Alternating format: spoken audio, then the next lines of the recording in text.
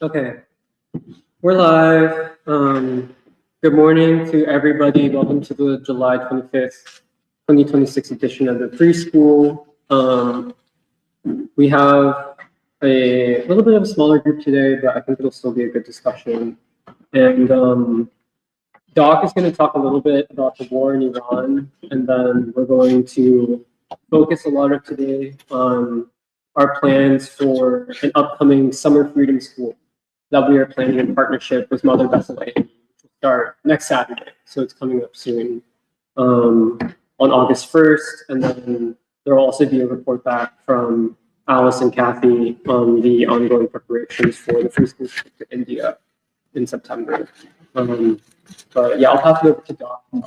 Okay, thanks a lot, Jeremiah. I just wanted to say a couple things because I think the fundamental context for whatever's happening domestically is the defeat in Iran. And the United States has lost. Trump knows they can't win. I've kind of speculated that he has to have an enemy. The Republicans have to have an enemy to run against in these upcoming elections. They don't have much to run on. So, he's going to run against the Democratic Socialists and say communists are taking over. They'll never take over. Just like he says, Iran we can't allow them to have a nuclear weapon. Well, that's the best I can say, that he is trying to come off as a strong man, a decisive leader. And in fact, he does see himself that way as one of the great leaders of all time. He puts himself, he does, and he puts himself up there with Genghis Khan, and, Alexander the Great, and Stalin, and Hitler. Napoleon Bonaparte. He's, so he's no longer interested in having his face up on Mount Rushmore or getting the Nobel Peace Prize, because he's calling all the shots in the world, but he's not. And I just feel compelled to say it over and over and over again. The only time in American history where there's been such a defeat on the Asian continent is the defeat in Vietnam.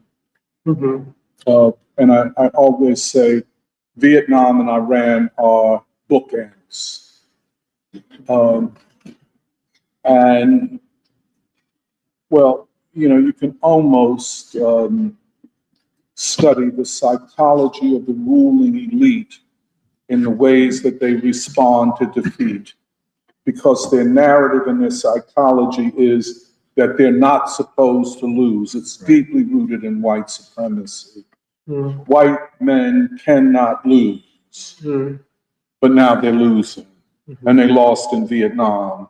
Right. And it took the collapse of the Soviet Union, which is not a victory for them.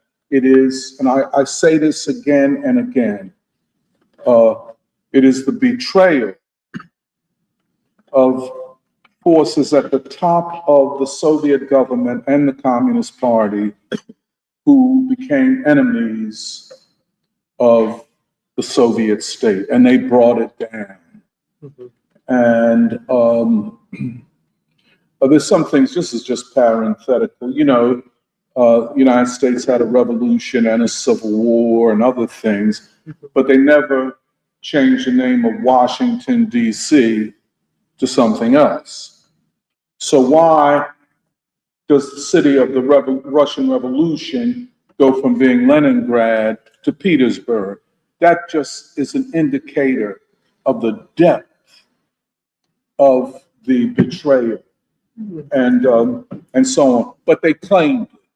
And then they claimed an end of history, and they made all. But then 30 years later, something like that, 35 years later, this defeat, which is greater than Vietnam, more than Vietnam. And the domestic consequences will be far greater than in Vietnam. This is really spectacular. Just keep in mind that almost the entire U.S. military infrastructure in the Persian Gulf and beyond in Western Asia has been destroyed.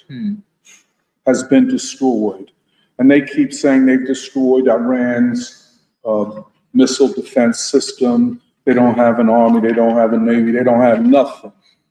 But yet they destroyed some of the largest military bases ever in history. And this was an investment, starting with the first Iraq war going forward, that is from 1991 up to at least $3 trillion, at least just on these bases. That is not the upkeep. All of that's gone. Iran controls and will continue to control the Strait of Hormuz, which means they have something strategic and significant to say about the direction of the world economy. And if this goes too much further, the dollar, which is based pretty much upon the petrodollar, will collapse. This will set off political and economic events within this country that the ruling elite cannot control. If they think the DSA winning a couple of congressional elections is decisive, they have another thought coming. The society could collapse. And we've talked about the debt, the federal debt, the government debt. It's now up something like $40 trillion. And the cost of borrowing is dangerously close to that tipping point of 5%. In other words, if it will cost the government 5% to borrow, that is for nations and individuals and institutions to buy US bonds. In other words, people will not buy them because they do not know the stability of the United States government, which means if there is not this a great demand and they have to supply these bonds because they need to borrow money, the value of the dollar declines and the cost of borrowing increases so much so that the interest on the federal debt, this $40 trillion, is more than the annual military budget. I just wanted to say that as we go forward, with the Freedom School, everything must be contextualized.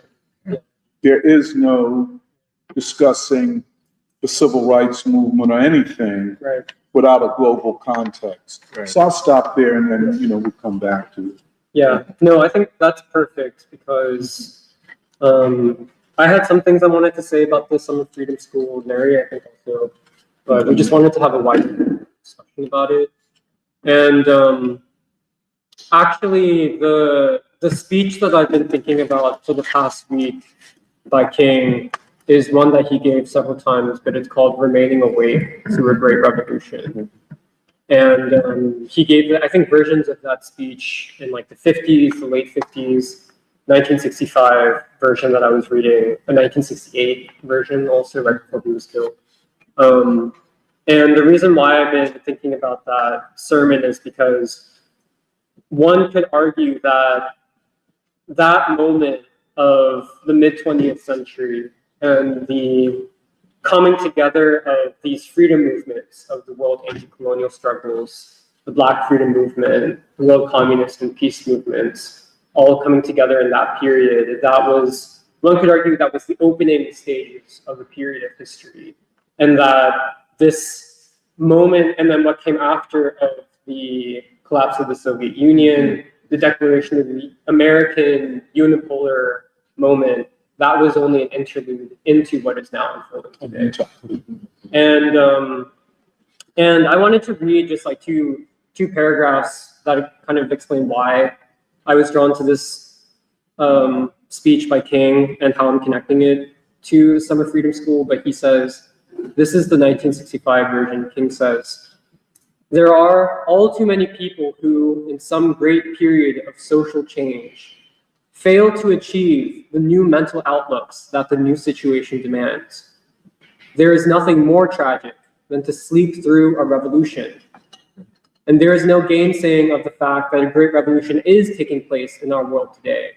It is a social revolution, sweeping away the old order of colonialism. In our own nation, it is sweeping away the old order of slavery and racial segregation.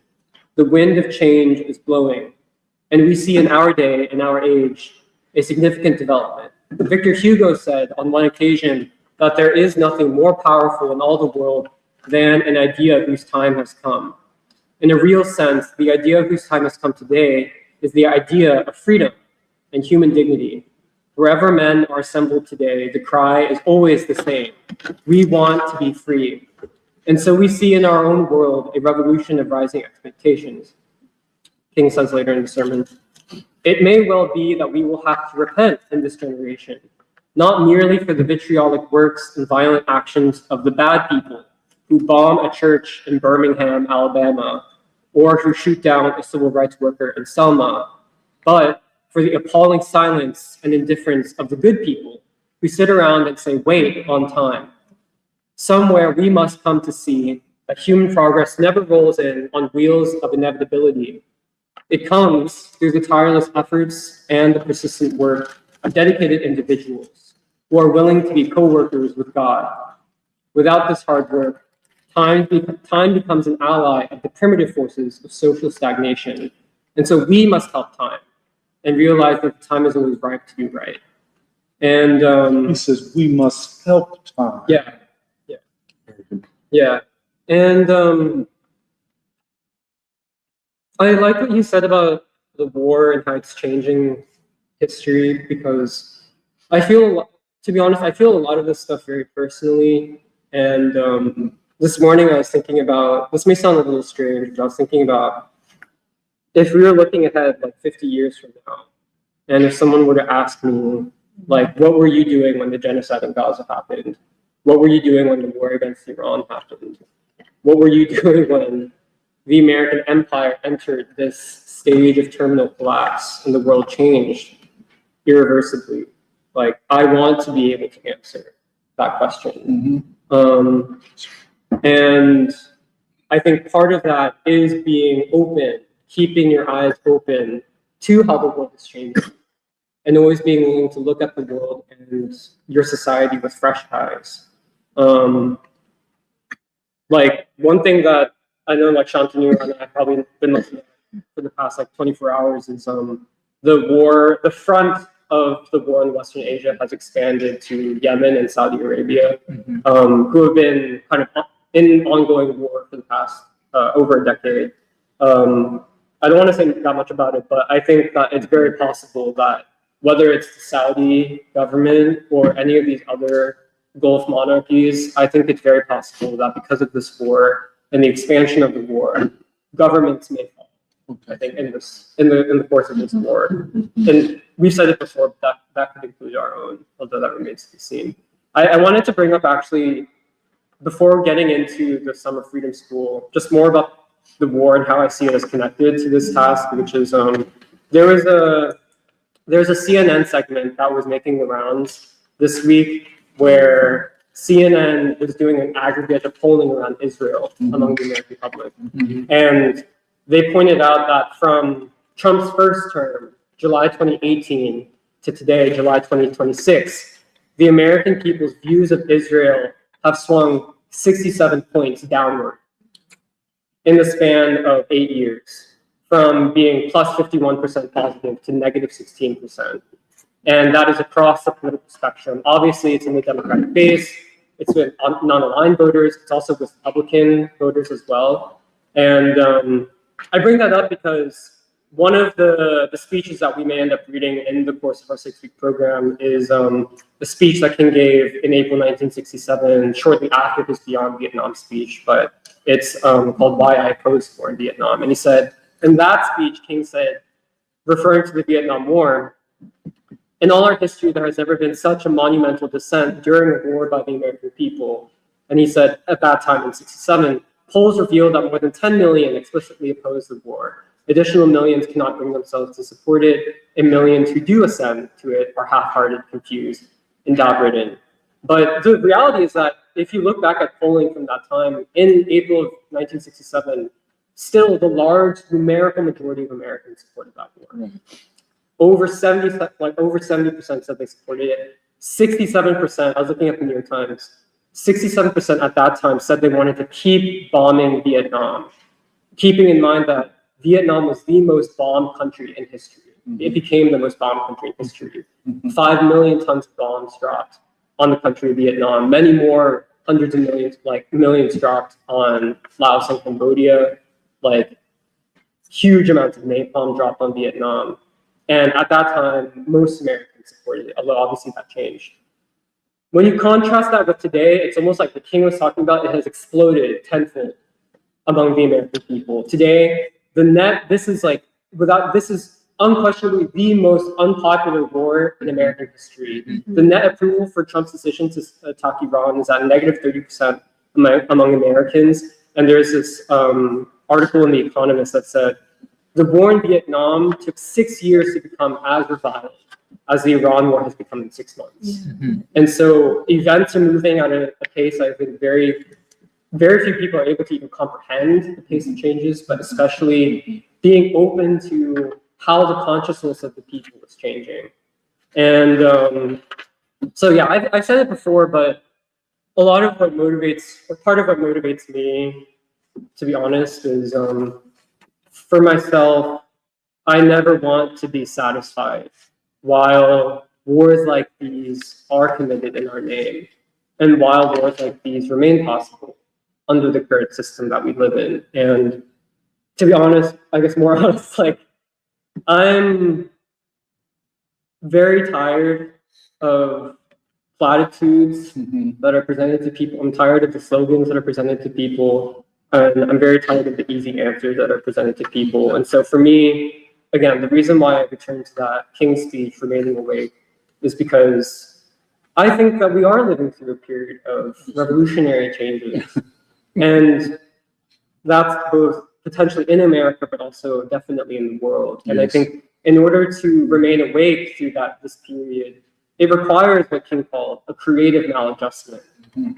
It requires being willing to go beyond the accepted rules of discourse that are presented to people, and that we are, as Free School, pushing for ever more creative methods of struggle, of engaging in struggle with the people, and that ultimately that we, as a collective, and as people, like just as human beings, that we remain alive, I think, to the human possibilities that we try to bear witness to.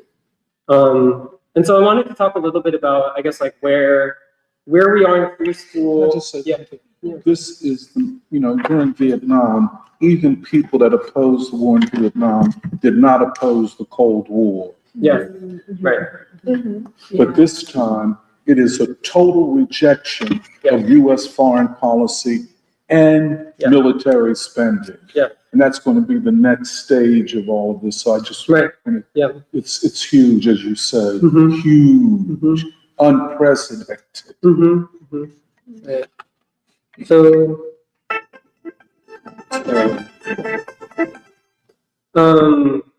so I wanted to, I guess, go from that point and then talk a little bit about where at least I see us in Free School right now, where this program that we're doing starting next Saturday, like where it is in terms of our own journey that we've taken to get to this point. And I don't think people need reminding, but yeah, like it is true. When you look back over the past decade, the past 5 years, like I think I've been here for 6 years in Philly. Yeah, like we have done all these events. We did the year of James Baldwin, at least I was a part of. And we've organized these reading groups. We've experimented a lot in terms of how to do politics in the city. And increasingly, we have made a conscious effort to encounter this city, the people who live here, their history, their consciousness as, I guess, Du Boisian sociologists and as political actors. And I think the other underrated part of Free School that I think makes me very confident about and excited about the program for the next 6 weeks is the fact that we do meet here every Saturday. And we're not just meeting here out of a sense of inertia, but that every single week we are making the effort to actually probe reality and to try to build consensus and to try to workshop ideas. And that all of that is supplemented by the fact that there have been reading groups that people are doing on Taylor Branch. Other people have been reading Coretta Scott King. The Lucian Blackwell reading group has been reading Du Bois.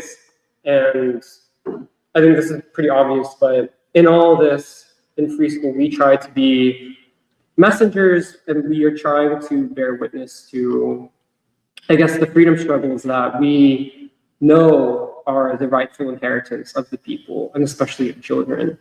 And coming out of all of that experience, I think it's worth saying clearly that in the Free School, we do have a theory of social change, and we intend to see it tested. We want to see these ideas through. And Doc and I were watching this video of Gerald Horn. He did this interview with I think it's the International Marxist Caucus of the DSA. I thought it was a presentation. Yeah, it was a presentation. And I mean, Doc, you can say more about it, but honestly, like, first of all, I say this without any personal attachment to Gerald Horn. I don't know him in the way that you do, but I don't think that he has anything to say about this movement. I don't think he has anything to say about, like, about where we are in history. I don't think he has a read on even where we are in history. And having listened to him over the past couple of years, like, I think it's one thing to be consistent, but it's another thing to just repeat the same things that you've been saying. And again, I say this without any personal attachment, but more out of the sense of, like, I know that he is someone that a lot of, like, young radicals, for instance, listen to. Like, I don't think he understands people at all. He doesn't, and the whole interview is, or the whole presentation is about ostensibly Black Reconstruction, which I think, to be real about it, I think people, and again, this is not to be, like, hyperbolic, but honestly, I feel like people are talking about Black Reconstruction because we did the Year of Du Bois in 2018. And I feel like, and I wasn't here for that, but the Free School, I think, helped put Du Bois back on the map as the kind of revolutionary thinker that, like, America needs, that the world needs at this time. But I don't know, I just, to me, it was an important contrast of being like, oh yeah, like, Free School, we've tested this, we've workshopped these ideas constantly, we've tried to engage in these ideas, not just with it amongst each other, but with people. And yeah, we do have a theory about social change, about revolution. And at the core of that is our belief that there is revolutionary potentiality in the people of this city, in institutions of the Black proletariat, and institutions that are linked to the Black freedom struggle, such as Mother Bethel AME, such as the Nation of Islam, or the United House of Prayer for All People. And I think the other, pillar of our own belief is the idea of the struggle of ideas, which we have said over and over again, and I do believe this, that the struggle of ideas, when properly understood, is the paramount struggle. It is at the center of everything, including what we consider to be the struggle for democracy. And for us, this is not something that is abstract, but for me, it is best defined in those moments when people come together to define and reshape the battlefield of struggle for themselves. And to me, honestly, like, I think sometimes it's easy to get a little bit complacent in all the work that we do, or to just kind of feel like you're being pulled along by inertia. But for me, the July 4th event really showed me all of like what we're doing, all of what's possible. And it proved to me something about like this theory that we have, that there is a hunger amongst the people for ideas and for an actual discussion of the pathway to the future. And I felt, I don't know, like increasingly, because this is also situated in the kind of, now we're in the latter half in 2026, America's 250th. And I just feel like I don't want to be too, I guess, like try to sound like I'm hyping things up too much, but like when I'm honest with myself, I do feel like this period of free school that we're entering upon is something that, without realizing it, I feel like I've been waiting for a long time from being here. And I guess I can, if that sounds confusing, I can try to explain, but yeah, like, so that's all that kind of helps set up like the Summer Freedom School program that we're doing next Saturday. And I think an important aspect of it is this was not something that we had planned, like even 3 months ago. It kind of emerged organically within the span of the past month and a half. How did it emerge? Not Month. Not 1 month. It's been 3 weeks. Well, because We did.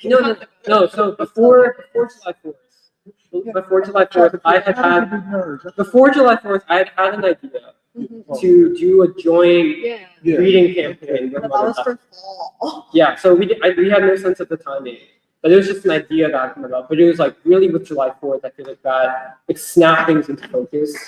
And we had also, prior to July 4th, been toying around with these ideas of doing a series of what we had then called freedom forums, democratic Oh, forums that's right. on That's different right. topics. That's right. That's what we were working. So we were working towards that. We had like 3-ish topics that we had planned that we would do like once a month or something, coming out of the momentum of July 4th. Yeah. But it was, I think, after going through July 4th, it's not like even the freedom forums were a bad idea, but I think part of what I sensed, at least for me personally, was how is it possible to capture some of the energy that at least I felt in the July 4th event and turn it into something that actually is sustainable and actually has real momentum in terms of like the kinds of people who are drawn to these discussions, the kinds of people that we know personally, who we always invite to these events, the people who sometimes drop out of free school, come to events like, and then Can I just say something, Jerry, if you don't mind Yeah. interrupting you? Now, I remember we were planning the freedom forums. Yes. We didn't know how many to have, and somehow the idea of a freedom school, Yes. a summer school Right. came up. Yeah. One of the things that we're privileged to have is a congregation of people with such a high intellectual level. Yes. Mother Bethel is a church, is an institution where the people are intellectually on a very high level, ideologically on a very high level. And in fact, when the freedom school and the free school talk, there is no gap. I mean, we might not know all the same things, but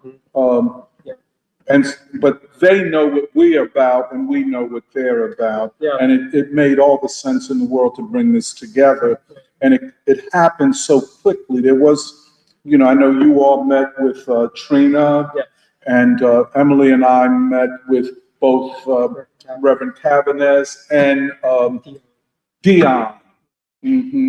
And I mean, each was very, very excited about it. But I just wanted to say that I want to come back to Horn too. Yeah. Because the headwinds of anti-revolutionary ideas in the guise of being revolutionary and radical. I want to talk about that. Because, well, let me talk, if you don't mind, let me say a couple things about it right now. I listened also to this lecture that Gerald gave on Black Reconstruction for a group within the DSA called, what do they call it? Marxist study? There's like the Marxist caucus. Marxist We have caucus. different caucuses. within the Yes.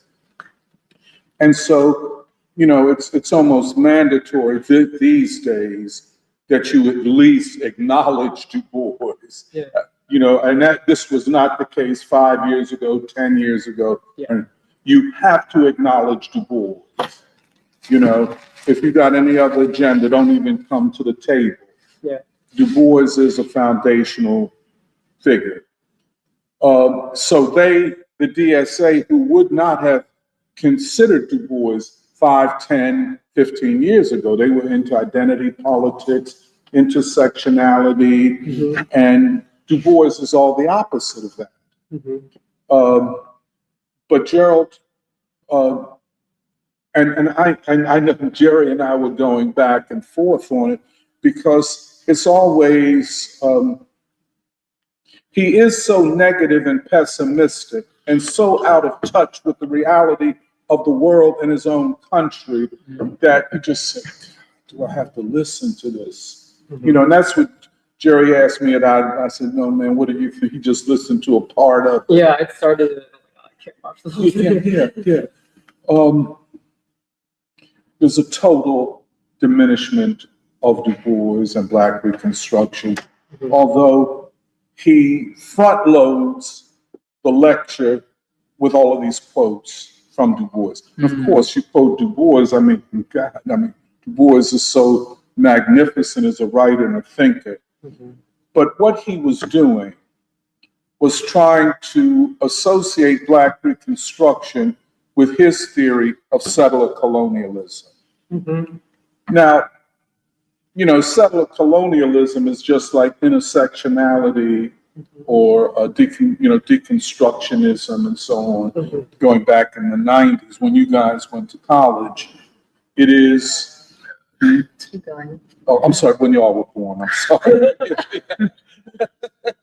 Yeah, I was thinking about you, Mia.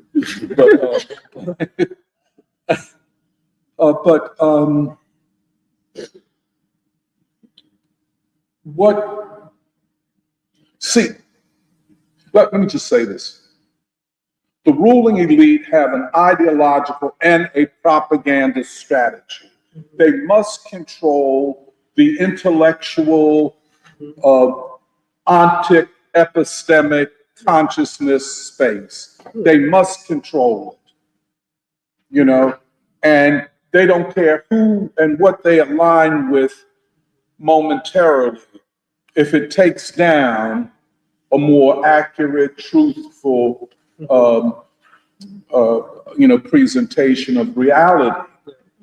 So now Du Bois has emerged as this huge figure. In fact, I was looking at an essay today in the Wall Street Journal where the guy's arguing we need to do away with sociology, and then he backtracks and talks about Emile Durkheim and, of course, Du Bois now. Even the Wall Street Journal has to acknowledge Du Bois and sociology. Well, welcome to the club. But we know you mentioned Du Bois in order to destroy Du Bois. And that's what Horn did, to align Black Reconstruction with settler colonialism, which is an anti-revolutionary stance. Okay, let's say it is a settler colonial situation. Let's say that Black people we are colonial subjects. Let's say all of that. Okay, now what is your suggestion to get from where we are to freedom? In fact, you listen to Gerald Horn, he does not use the concept freedom. He does not use the concept democracy. If you don't use democracy, you're not talking about Black Reconstruction. And you can quote and quote and quote, and Du Bois said this, and I wish he would have said some pages so I could have read not just the quote, but the context of the quote. But they were good quotes, I think. But then there are 3 chapters devoted to a novel and spectacular concept, that is the dictatorship of the Black proletariat. Well, I mean, if you want to talk about something, why not that?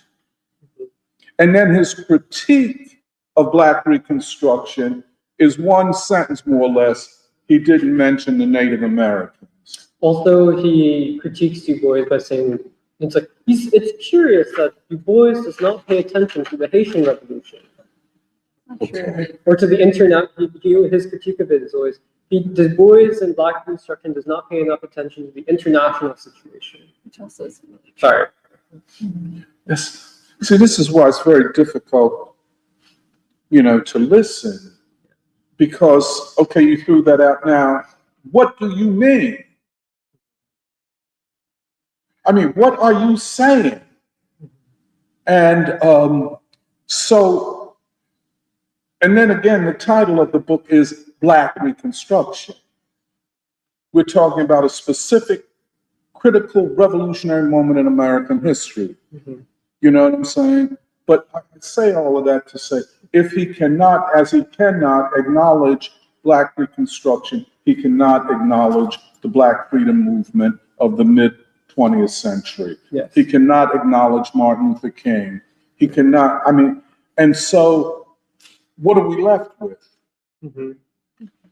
We're left with a very smart guy who has ideologically been corrupted, diminished. Does that make sense? Y'all probably have never seen this happen.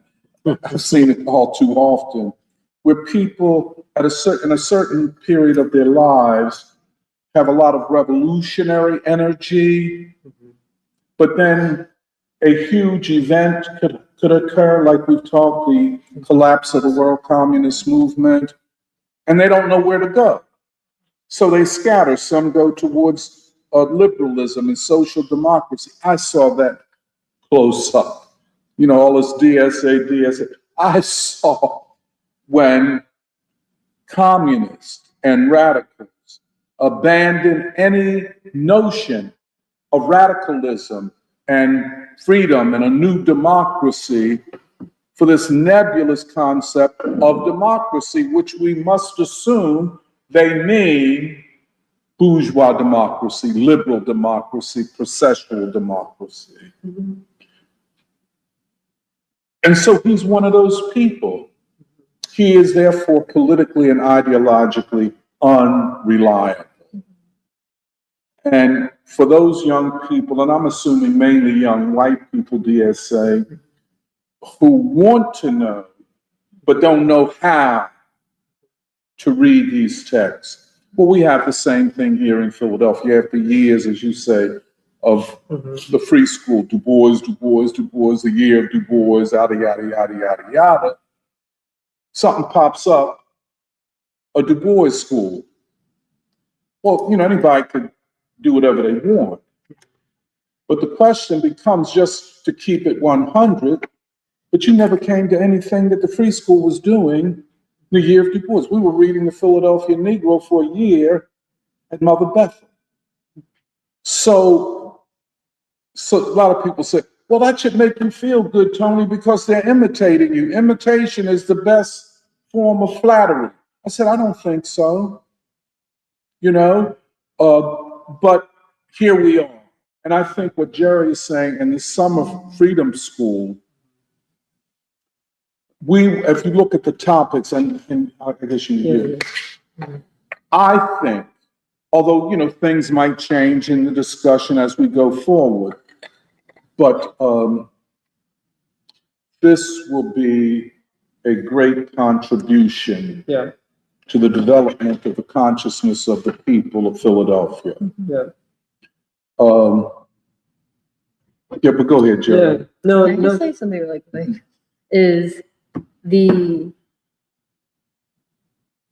someone like Gerald Horne is interesting because he's alive today, but is unable to explain the events that are happening today, or to explain the changes that are happening today. Yes. And in some ways, he has to engage with someone like Du Bois, who's dead physically, but his words and ideas then are able to explain the moment today. And specifically meaning, for example, the collapse of Europe or the collapse of empire or Western empire, and also the rise of Asia. And so people alive today have to engage with him because there are many fundamental ideas that he predicted in being able to assess the 1960s when he was alive, or 1950s, 60s when he was alive. But it is really interesting how you can be alive but not be able to make sense of the moment that you live in. And I think that's also part of what we're trying to do with the Summer Freedom School, which is how do we, in this almost paralysis where people know that things are not right, but to be able to have an ideological framework to understand the changes that are happening in the world. That's the key question. You ask, how is Horn so blind to a moment of radical, almost revolutionary change on a world scale? How can he not see it? Right. And at this, okay. No, and it is the he ideologically collapsed. Right, because if It you was see, something to have seen, by the way. right, and because if you've locked in yourself into 1619, the counter-revolution of America, that is not able to explain adequately, I mean, not adequately, not able to explain anything really that's happening in the world today. But he's locked himself there. And it seems like based on what you and Jeremiah have said is that he basically repeats that counter-revolutionary thesis. And that is his thesis, you know, and if I could just say, see, the counter-revolutionary thesis goes along with the collapse of the Soviet Union. For him then represented the onset of counter-revolution. And of course, the ruling elite was celebrating it, yes, the end of history and all of that. And rather than him, I think, from an intellectual strategy, taking a step back, assessing, looking at all of the variables, he, I think, more or less accepted, the permanence of counter-revolution going forward. Not to mention the history, but he then tries to prove it by doing these so-called historical studies, which are inadequate and well, because I think all of it helps to explain like why we're doing this in the first place, because it's true. On the one hand, sometimes I'm like, are we ever going to take a break? But then we know we can't take a break because like a vacation. But really, even to what both of you were saying, it's like, it's so odd, but when you take a step back, something like the Birmingham campaign of '63, what we call the Third American Revolution, the Civil Rights Movement itself, in some way, it's like this missing piece that if you call yourself a revolutionary, you're not looking at it. Then it just leaves the space open for basic liberals to claim the civil rights movement as their thing. Absolutely. And we want to say, no, this is something that the people have to claim and that revolutionaries have to claim as the historical starting point, more so than even, one could argue, more so than like obviously 1776, but even like Reconstruction, like it is the Third American Revolution that, again, this can be seen as the starting point of an era that we are still in, and that it is this generation's task to complete that period of history. And I think Doc and others have said this, but to kind of contextualize, like, again, why are we calling this a Summer Freedom School in the first place?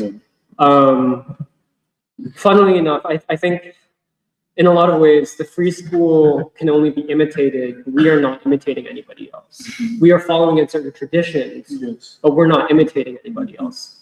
And to that point, like Doc has brought this up, like the idea of a freedom school comes from, it was begun in Germany in the early 20th century, the free schools of Germany in the 20th century. And then obviously it comes into the free universities. Which I think still exists, but they're it's not the same as but outside the university walls. Right. And so it's kind of conceived of, like you said, as like more of an informal, collective, and in its ideal sense, democratic space of learning, of political education.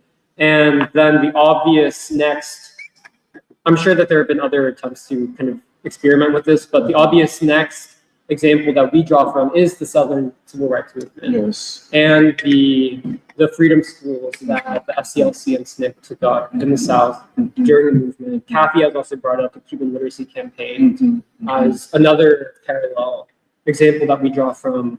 And for us, I think we have to be very clear and always constantly be willing to say that for us, these things like this freedom school are a ground for action, and that they are grounds for unity, but that the prerequisite for that, in our estimation, is that the people need knowledge, they need ideas.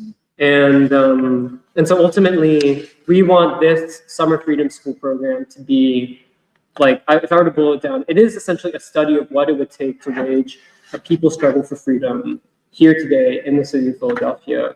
And the reason why we're making it, I think, a extended thing and not just one-time event is because we want it to be something that's, on the one hand, a forum for serious political, ideological, historical discussion, but something that also has a clear sense of direction, which is why we have these topics, why we have this outline of discussion topics.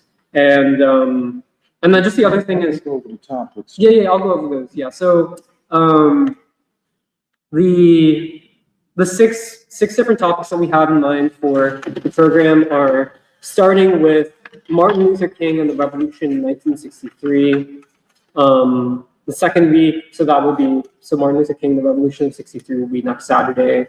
Following that, Are Black Churches Capable of Revolution? Third week, Children and Youth, the Revolutionary Consciousness. Fourth week, Nonviolence, the Weapon That Heals. Fifth week, War, Racism, and Democracy, Our Moral Duty. And then the sixth and final week, Philadelphia as a 21st Century Birmingham.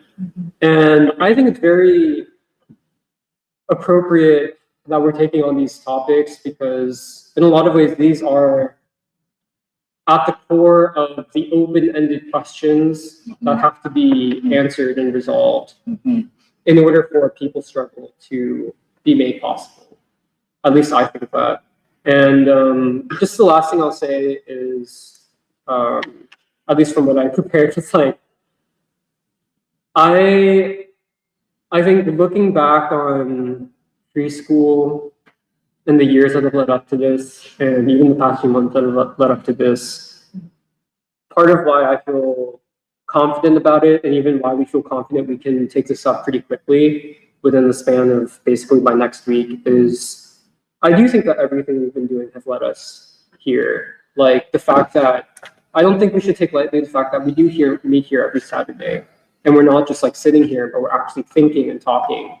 And we are people who are always ready and prepared to have a serious, focused, ideological conversation. And I think we have built a lot of experiences and relationships. And yeah, so I just want to say that, like, I know that it's coming up pretty fast, but I do think that with people who are here today and then everyone else in free school, that we will need a lot of people's help. We will need everybody to help, especially by reaching out to people, inviting them to come, and not just like inviting, but actually explaining, why are we doing this? Why do we want you to be involved in this discussion? And then obviously, like I was saying, like that it's best when, I think free school is best when people actually really come prepared to talk, to listen, and to be focused. And so I think all of us make it possible. But that was like the main thing I wanted to say.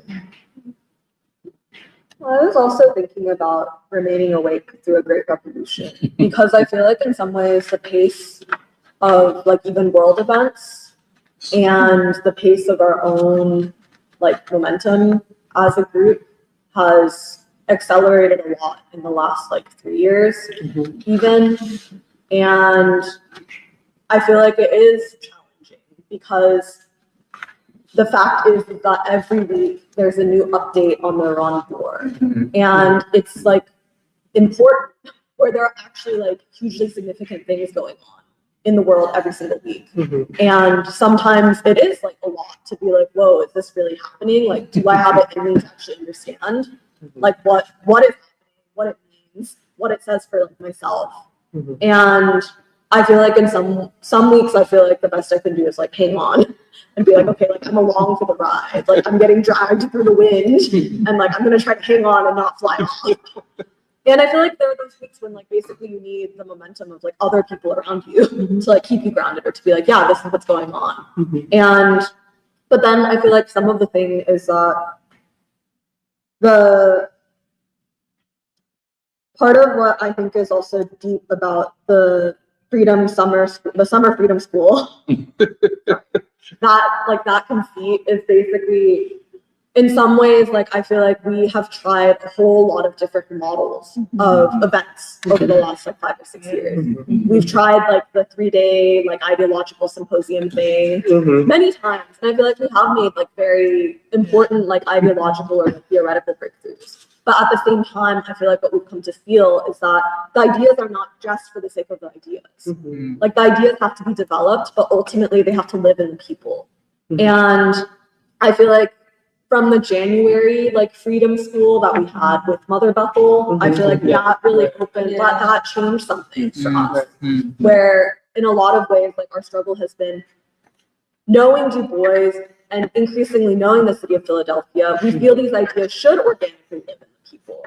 But why does it feel so hard sometimes to either find those people or to get their attention or to basically like hold things together? And so I feel like for us, it's like, okay, we'll have free school every Saturday as a place where people of goodwill can come and do come, even if they can't come every week. Like for them to know that it's there and for us to be like consistent means something. But then I feel like with Mother Bethel, like you were saying, Doc, there's such a high intellectual capacity. And even though like basically at that time, we were investigating this idea of Black gods and we were like, oh, like this is very new territory in some ways. And we're like, will it resonate? And to see how naturally people basically gravitated towards that idea and were like, I want to know more. And I don't know, I just think that like seeing all those people show up like right at like 9 a.m., 9:30 a.m. And like literally like we had to pull up more chairs. We ran out of chairs at one point. And I feel like that basically like did like give us in some ways the sense of confidence or the sense that like what we're doing or what we have been doing these years like wasn't for nothing. But we are entering a new stage where our politics has to become more concrete. And I think more and more like with the people. And I feel like in some ways, like our April King event was, and this year has been the story of like developing this relationship that is like very meaningful to us. And even like, I think the part of the reason why I felt compelled to pivot from like the Democratic Forum, which would be at like different locations around the city for like a couple of hours and trying to get like a focused conversation on specific topics.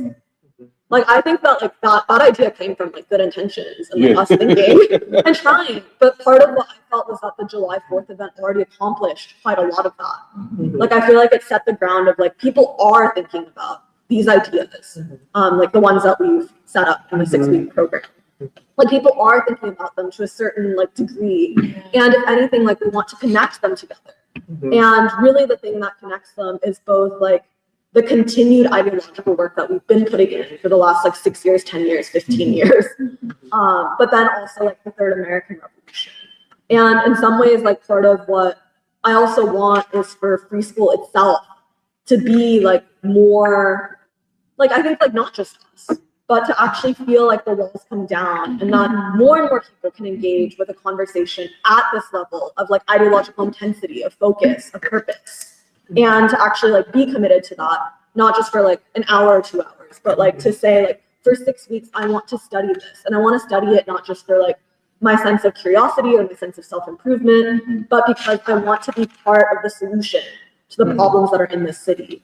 And so, yeah, I feel like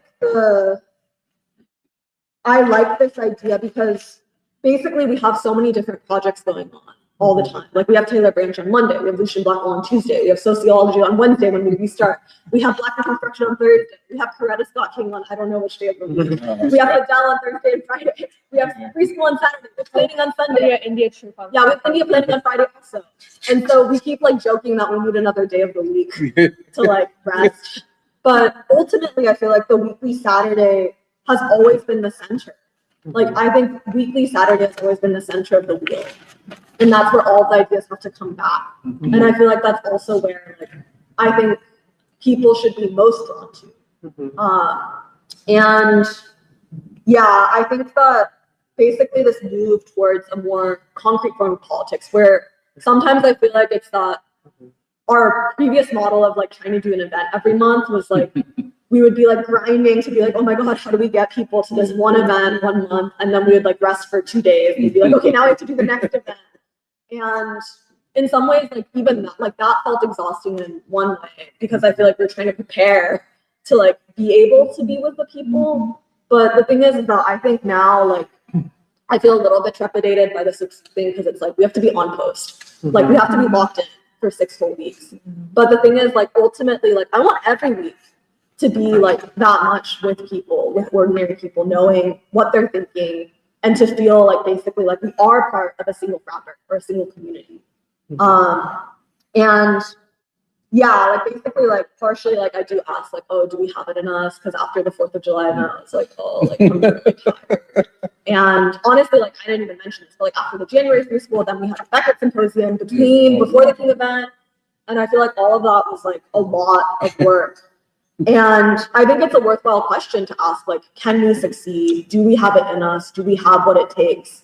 And like, even when I was reading about the Birmingham campaign, you can't take any of it for granted. Like, I feel like there's a way to cast Birmingham to be like, oh, it was such a success. It was a victory. It was amazing. And it was amazing. But like, there were serious doubts and serious questions of like, if we are going to do this, how on earth are we actually going to do it? Like, can we do it? Do we have the numbers? Do we have the hold in the community? Do we have the connections that we need? And I feel like ultimately the thing is that I think being more with the people is also what invigorates us. And that's the kind of dynamic that I want to like, I think feel more grounded in from the July 4th event, which is that event gave us so many ideas of like, oh, this is what people are actually thinking about. This is the pulse. These are like sort of the obstacles or these are the tensions. But I want to go more towards those tensions and more towards like where people are actually at. And I think based off of my sense of like the program and talking about it to people, it's also really interesting to see how people react to the different framings. And even this question of like, well, like, why are you doing this in school? Because I was talking to like some like young people and they're like, oh, like, if you're going to like be talking about peace, like, are you going to be doing like fundraising for stuff? And I was like, no. And I was like, not that I think fundraising in itself is bad, but this is why I think the ideas are the most important thing, to even have like a community or an organization and enough people who actually trust each other to be able to act and to do more than bring money or raise like funds, but to be able to actually have a movement, which yes, needed money, yes, needed logistics, yes, needed like people to call, but also needed like actually like creatively maladjusted people. And I feel like this is also something that Shantanu was saying when we were talking about Fidel yesterday. But when you think of the great dissatisfaction of the American people today, and even the 67-point swing against Israel, and the fact that nobody in the society is really thriving anymore. Like, I feel like it's even like the white man, I don't think you can say is doing all that well. And so you have a society where so many people are now maladjusted to the system. But what is missing is basically the creative spark. And I feel like we've said all the time that free school, we're trying to provide the oxygen so that the people actually can breathe. But I feel like some of it is also, can we bring that creative spirit, like the spirit of like love and courage and like faith that really will be needed. Because I think people have a lot inside of themselves. But the question is, how can it be brought out? Like, how can that energy actually be channeled to something that's not just like retreating away or letting it come out in like negative, nasty ways? Yeah, and so I feel like the one quote that I was thinking about in relation to the Birmingham campaign was that King said, "The absence of justice and progress in Birmingham demands that we make a moral witness to give our community a chance to survive.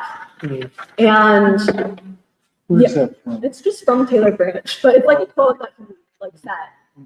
And I liked that framing because I think in a positive sense, because of the world situation and like Doc, what you were saying about the war, the terminal like decline and the living, like the current collapse of empire, there's like great possibility. And I think there are things to feel positive about. But then at the same time, just because the system collapses, like that doesn't say anything about what sort of state we're going to actually live in once it does fall. And I feel like what we do need to have a chance to survive is like a sense of basically like what are the values that we want to live by in this new society. All of the white values are corrupt. Like we're done. We know that that's over. But what is actually going to take its place? Yeah, and so I think part of what I appreciate about the Birmingham campaign is that from 55, like if Montgomery was somewhat spontaneous, but it was also like a local struggle and it was a boycott and they embraced King as their leader. There were still so many challenges that came with like basically trying to scale the movement or to like think of a mass movement or to take responsibility for the entire nation. And I think that sense of like responsibility and the challenges, I don't know, they just like increasingly resonate with me. Like when like King is talking to like Wyatt Walker, like Shuttlesworth, and they're like arguing, or like they have all those secret meetings, and they're like genuinely like not completely sure like, what to do.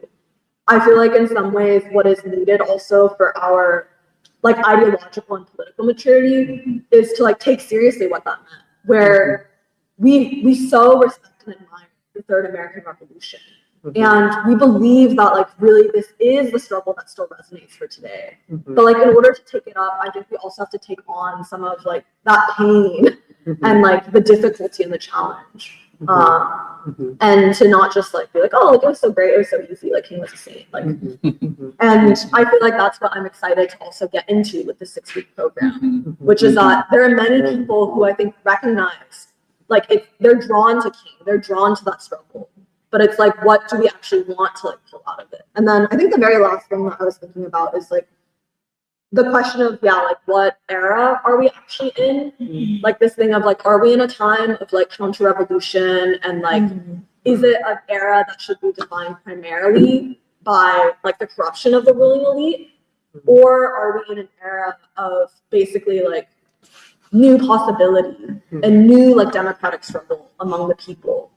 And like one of the things that I was thinking about is the idea that like Frederick Douglass was like the figure of the anti-slavery struggle, and that era like defines like I feel like over 100 years of American history. And I feel like Martin Luther King obviously like was the figure and the founder and the leader of like basically a new nation of the 1960s. But I feel like that struggle has so clearly not been like ended or finalized or completed. And so we have to say like we still live in that same era. And so I think part of the difficulty is to make sense of like King was assassinated. There was a counter-revolution. The Soviet Union like did fall. And all of those are things that we have to actually like take stock in and live with for today and our generation. But like you were saying, like I don't want to be a joke who like lived through the collapse of the Soviet Union was like, oh my God, like there was never any hope. I have to like go back to the 1600s and like impose my view onto all of world history because of that. And I feel like the question of like if Martin Luther King and the Third American Revolution is basically like something that resonates still with this era, then like what does that clarify to us about like the triple evils, about the state of our society? And then also like the possibilities of like a new people's movement for this time. And I don't know, I just feel more and more like wanting to basically embrace and like take on like the full scope of like what that movement really meant. Yeah. Can I say something? I think this is my second meeting. I came to the July 4th event. been taking, just doing a lot of listening to the group, and thinking about this. I signed up, and we mentioned ordinary people. I'm an ordinary person. I've read some King, read some Du Bois, definitely read Baldwin, but I'm not an expert at all in any of those names, and feel deeply passionate about the work that you all do through the free school. And I see things like free and open to all ages. I'm a former educator, so I think a lot about the spaces that folks create and the things that are said and the voices that emerge. And so hearing you all talk about this and getting the community out and thinking about who's here, who's not here. Just have a couple questions because I don't have the history of what you all have done before, but Go ahead, ask the question. yeah, no, I'm just trying to give context to just like where this is all coming from. And so I think two things come to mind. One, I'm curious with the group, what does it look like for there to be healthy disagreement? It seems like in listening, there's a lot of, let's say, adding on to ideas. And I feel like if any of this stuff is to be actualized, it's like there isn't everyone unified. Like that is the beauty of it. It's we all come with our different points of view. So I'm curious of just like what that looks like in actuality of this space, because bringing in people from the community, they're not all going to agree with the people sitting at this table. So it's like, how do you engage in that way with someone who's not an expert on King, but wants to engage in an intellectual discussion just based off their own life experience of like, what does that look like for you all? And then the other thing that I've been thinking about is, what does it look like when new ideas are brought to the table? I think deeply about all this stuff that you're doing, but with a different lens. And so I'm curious of, do folks ever, I'm talking about you all, do you all ever bring your own ideas about what this looks like, or is it always through the lens of these three? We stop laughing. We ever bring our own ideas? I mean, that's what we do. Say more. Well, first of all, maybe somebody else would say something, but no, one of the things that we do is to interpret and reinterpret the history of the United States in such a way that we can see a way forward in terms of a revolutionary change. So we're not just, at least I don't feel that I'm too old just to be repeating things. So of course, that's all we do. You can read, different articles in Avant-Garde, and no, that's all we do. Yeah. And that's the other thing is healthy disagreement. Yes, all the time. But everybody that comes under the guise of healthy disagreement are not about healthy disagreement. You know what I'm saying? Mm-hmm. For all kind of reasons. Some people just need somewhere to go. Now, you'll see on August 1st, you'll see that first day, there will be such agreement across the board that it'd be unbelievable. We are not so different in our thinking and our consciousness from the masses of people. And if I could just say, I say that based on experience. This has been my life. And what we talk about Mother Bethel AME Church, it's not that we're just talking something. We have lived with that church. We are part of that church, and it is a real, intellectually, it's probably the most developed church maybe one of the most developed institutions in all of Philadelphia. Yeah. Oh, sorry, just to that point. I mean, I think that, yeah, Mother Bethel, I told you this before, that Mother Bethel is one of the first, free Black churches in Philadelphia. And it's tied to, the Underground Railroad for that reason. And, also back to Reconstruction. So it's honestly a privilege and an honor to be part of a freedom school at Mother Bethel. But I personally am not really feeling Black churches, right now. So we have the Black Gods reading group, and Albert and Jeremiah and Blaze did the interview with I can't remember Apostle Crawford from the United House of Prayer. But I have said in the past that I tend to be more comfortable in the Nation of Islam, going to the Nation of Islam. But also there's a broad spectrum of Black religious thought, and it's really in this diversity of thought, And then another thing about Mother Bethel, this is not a knock on Mother Bethel. There's not a criticism of Mother Bethel, but it is because of its history as a free Black church. It attracts the stable Black working class that's always had jobs. So there is a difference between that and some of the smaller independent churches. And I've told Doc, like, I actually prefer the cults. I prefer the weird, smaller, what's the word? Not eccentric, but there's another E word I'm thinking about. Esoteric? No, not esoteric.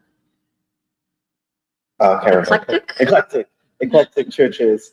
But it's interesting that despite all this theological diversity, like you had the last time Mother Bethel came here, you had the Nation of Islam engaging in a conversation. Yeah, I guess what I'm really getting at is, what does it look like for someone who isn't deeply rooted in this, but still committed to participate in this space? By deeply rooted in this, do you specifically mean like King, or?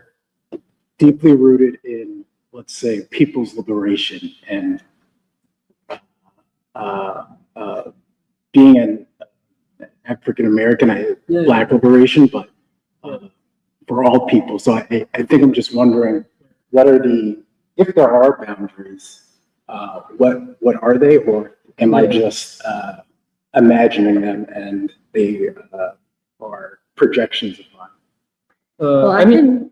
Well, I feel like first, I think if you come to free school enough times, you will encounter times when first of all, I feel like there's sometimes a perception of it's like, oh, outsiders versus insiders in free school. But if you're here enough, like, you will know that we disagree with each other, like, actually quite often at times, or it's like there might be certain weeks when it feels like we're really in flow and we're really building on ideas. And there may not be as much disagreement. There may be other weeks when we're really struggling through something and we're trying to figure out. And I think the point of bringing that up, though, is like, I personally feel that sometimes in America, and with even the conception of like what democracy is supposed to mean, sometimes we can fetishize the idea of disagreement a bit and turn the purpose of democracy into, and I don't know if this is what you are saying, but my response is like, is the point of bringing people together just to get them to disagree with each other, to air out what those disagreements are? Or are we trying to actually, yes, air what those disagreements are, but even beyond that, to establish what can be the common ground? And even establish, like, are we, like you're saying, are we fighting for the same thing in the first place? If we're on the same page about what we're fighting for, then that clarifies, okay, like, well then why should we disagree? And like, for an example of this is like, during the Birmingham campaign, there was a serious discussion about whether they mobilized the children or not. Yeah. King had a certain position because and this is just getting into history, but it's like Birmingham, as people probably know, Birmingham was known as Bombingham for a reason. Like, it wasn't just the bombing of the 6th Avenue Baptist Church, but it was like leading up to the Birmingham campaign. Birmingham had earned the reputation of anytime Black people wanted to move to a different home, the Klan would bomb that house. Anytime Black people would want to like start a business somewhere, the Klan would bomb it. And so there was a real concern that like King had, for example, like if a child dies on our watch, what will happen? Shuttlesworth had a position, James Bevel, who came up with the idea, had a position, and they, history unfolded the way that it did. And actually there were consequences because months later, the Klan bombed that church where thousands of children had gathered in Birmingham for what they call the D-Day March, of the Children's March in Birmingham. And so it's like I guess my response is like, if we're able to establish, like, not coming into it like, oh, these are the boundaries of discourse, but like, are we on the same page about what we're fighting for in the first place? And can we proceed from that place in order to get there and not just feel like we're in this space where we're only here to just talk and disagree with each other? Like, I really like it when people debate each other. Like, sometimes I'm like, I feel like I've grown into a place where if it's like a really important discussion and the kinds of debates that like actually we think, or at least I think need to happen, like I really like it. But it's because my hope is always that we can get somewhere with it and not just end in a place of like agree to disagree. Like I personally do not resonate with just this like fetishization of a disagreement for the sake of it. But. I mean, I was going to say, I think for those who are invested in American empire, their motive is always to disunify the people and to create factions among the people when actually the people's vision and objectives are actually shared. And so especially in this time where there's so much ideological propaganda upon the people, it's actually really easy to disagree with people who actually you might share similar goals with. What we've found in this city is that it's actually harder to, or not harder, but what is not being done is to identify what can unify people. Because there are all the reasons to say the NOI is different from Mother Bethel, is different from this. But, and I think part of the question that we ask is when we look at, for example, Leon Sullivan of Zion Baptist Church, how is he able to unify 400 ministers? And I can imagine, as Samir is saying, is that those 400 ministers may not have been all the same, but there was something that united them. And can you get past those disagreements to focus on what is the movement forward? Because we can disagree, and of course, this is the purpose of free school and the conversations that we have with Mother Bethel and having to win people over. But at one point, are you coming in bad faith or good faith to actually advance things? Is disagreement for the purpose of advancing or actually holding back? So I think, because a lot of times we think back to the 400 ministers, and we've talked to various preachers and ministers in the city of Philadelphia, and they're like, in today's environment, it'd be hard even to pull together 10 ministers. And that speaks to the level of propaganda among the people to divide people so that they disagree and lose track or lose sight of what is on the table for them to agree upon. And I think in the practice of the free school, we've seen that when we bring people together, or bring people and institutions together where people have a grounds to unite. They may not have the same ideological, the practice of religion, such as the NOI or the AME, or St. Thomas's. But if we can set the grounds of what are the principles to be united, it's less of a matter of one is practicing Islam and the other is practicing Christianity, what King called an ecumenical goal. And instead, we see in the events that Free School have had, and you've also been to as well, where by providing that forum where people actually have a shared objective, and actually someone correct me, which is Reverend Cavanis is like, actually, can you set up a conversation with the NOI? Or the NOI is like, actually, can I meet Apostle Crawford? And I think this is to your point, Doc, which is that you find more agreement than the disagreement of the differences, because people know that what we are saying, and I think that's part of the purpose of free school, which is listening to the people and responding to the people of what is shared so that they can come together and fight together. And these 6 weeks that we've put together, they didn't come out of a vacuum of just us talking here. It's in talking to Reverend Cavanis of during the last, which is this is April 4th, this question of the Black church, are they capable of revolution? And this is week 2. That became where people were moving towards. We weren't actually, I mean, yes, we provided the initial fodder, but then Reverend Cavanis, I think you were on the panel as well, and others, like really, they saw that this was a conversation that they didn't get to have, frankly. And I think that's what we're trying to do, is we're listening to people and interacting with people who come in good faith of, yes, I want freedom. Yes, this city is not being governed for the people. And yes, we are against war. Upon those grounds, can we have that discussion of, okay, what are we going to come together to do about it? And I think there's a lot of, I mean, there can be minor disagreements, but I think ultimately, I think to your point is, if we're invested in those questions, can we work through those disagreements to actually put forward or to advance the struggle? I'll be really quick. Sure.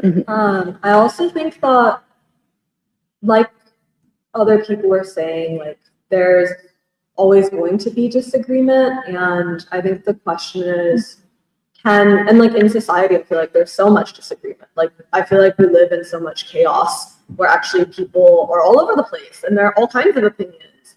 And I feel like in some ways, what I'm interested in is the building of trust, like trust between human beings, between institutions, between like political leaders, between different parts of the American people and of society as a whole.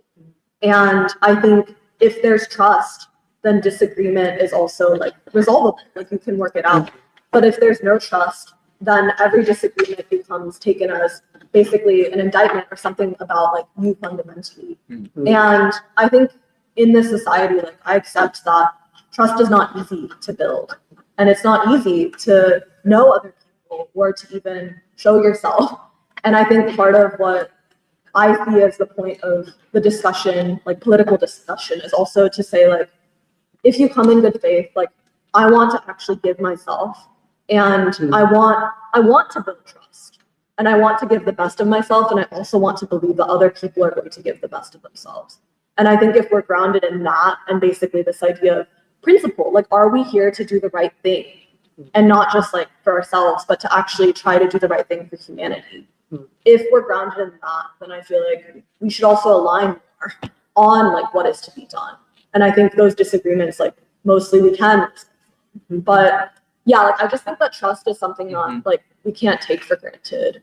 And it's something that I feel like I like fight against every day, where like there's reason to be skeptical of like, why are you like a young Asian like so invested in Black liberation? And yeah, like that's a worthwhile question. But I hope that with time, it's evident that we actually do care, because it's not like it actually is important, like for our lives, for everybody's lives in this society. Yeah, I think I hear the point of debate for debate. I don't think I'm coming from that place, but I appreciate the nuance there. I think what I'm more getting at is, I think especially just being a former teacher, this will be the last thing I say, is, you can plan something and it's like, okay, we're going to talk about this topic. And then someone says something a little off topic, like, I don't know if this is what you all plan to discuss, but I wanted to get my voice in just because I was like, this is on my mind. I just want to say it. Where it's like, when you bring other folks in, where once again, it's my second time being at a full meeting after going to that first July 4th event, where it's like, if I share an idea or if I share my voice within like the conversations that I hear, it sometimes feels like, oh, I'm going to disrupt the flow of the conversation, where it's like, I don't think that's the goal, and I don't think that's what you all are planning.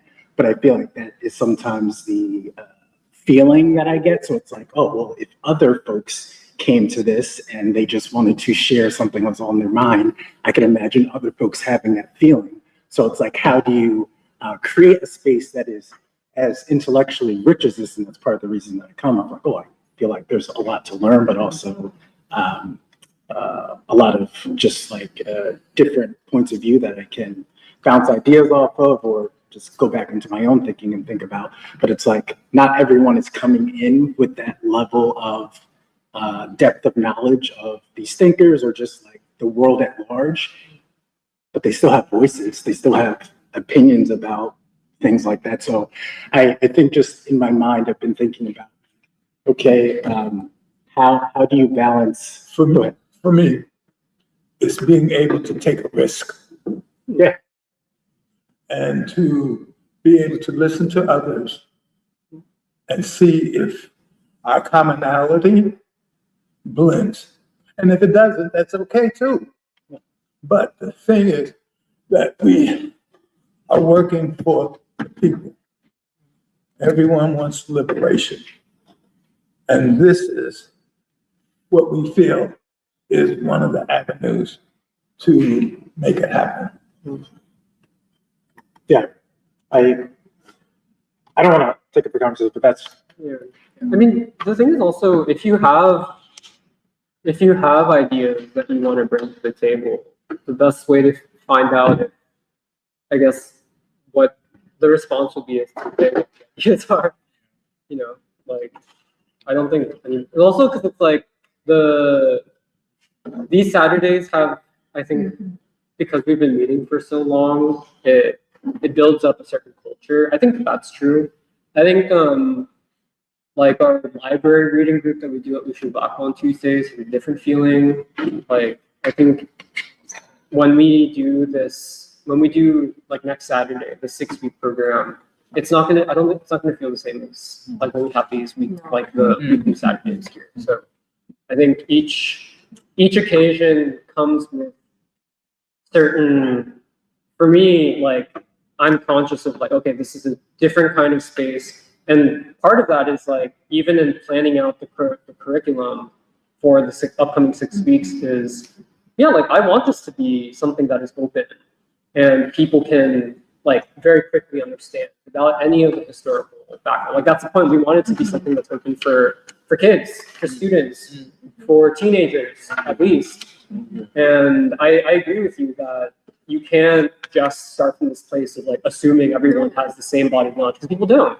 But like, with that being said, yeah, like, we want to make this something that, like, again, so it's like probably, for example, one of at least our methods of trying to create still a common foundation from the get-go is like, I would say 2 things. It's like, one thing is like, we do not take the role of neutral mediators or neutral facilitators in discussions. Like if I'm like facilitating something, like I'm not afraid at all to say like, this is what I actually think.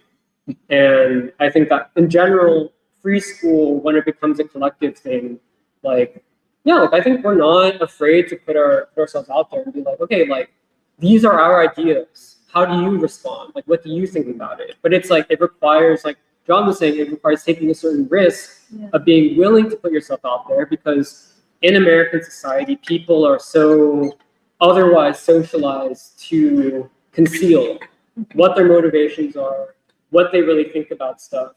And so we take it on ourselves to actually put ourselves out there, even if it's like, yeah, if we disagree or we might be wrong, I don't know, like that's part of the process.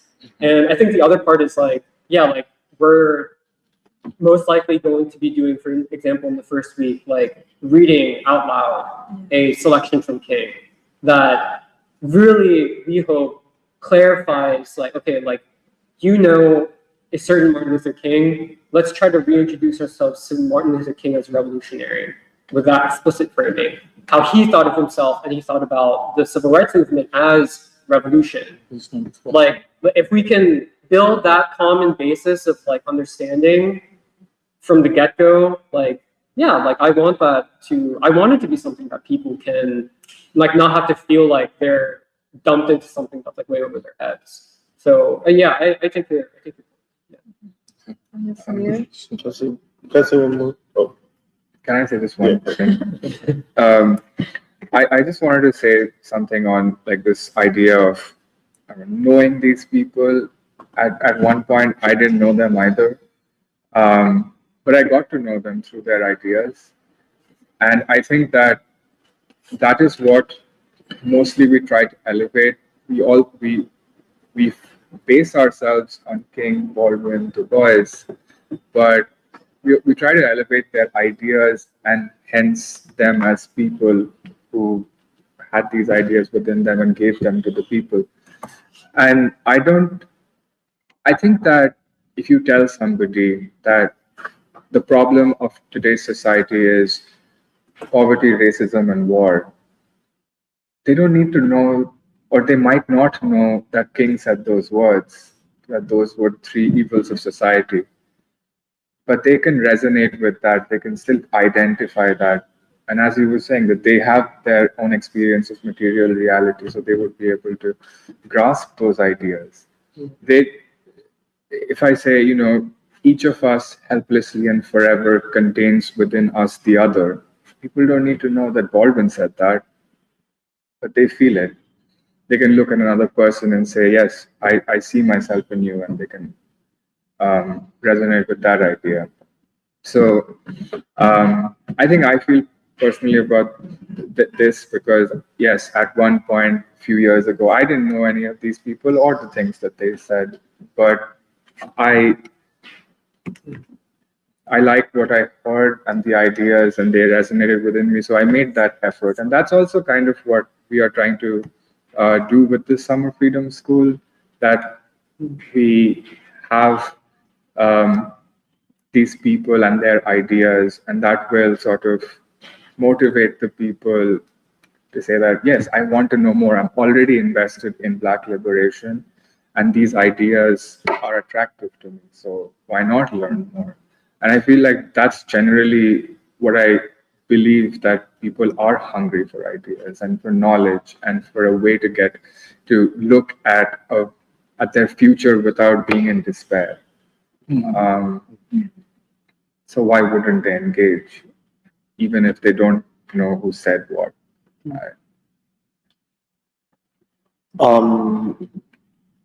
Yeah, and I think that part of the purpose for the preschool is not just to raise like regular people, but also like leadership. Like I think we talk about leadership a lot in preschool. When we talked about how the people in preschool should be ready to govern. Because of the crisis. Maybe it's been 20 years from that, but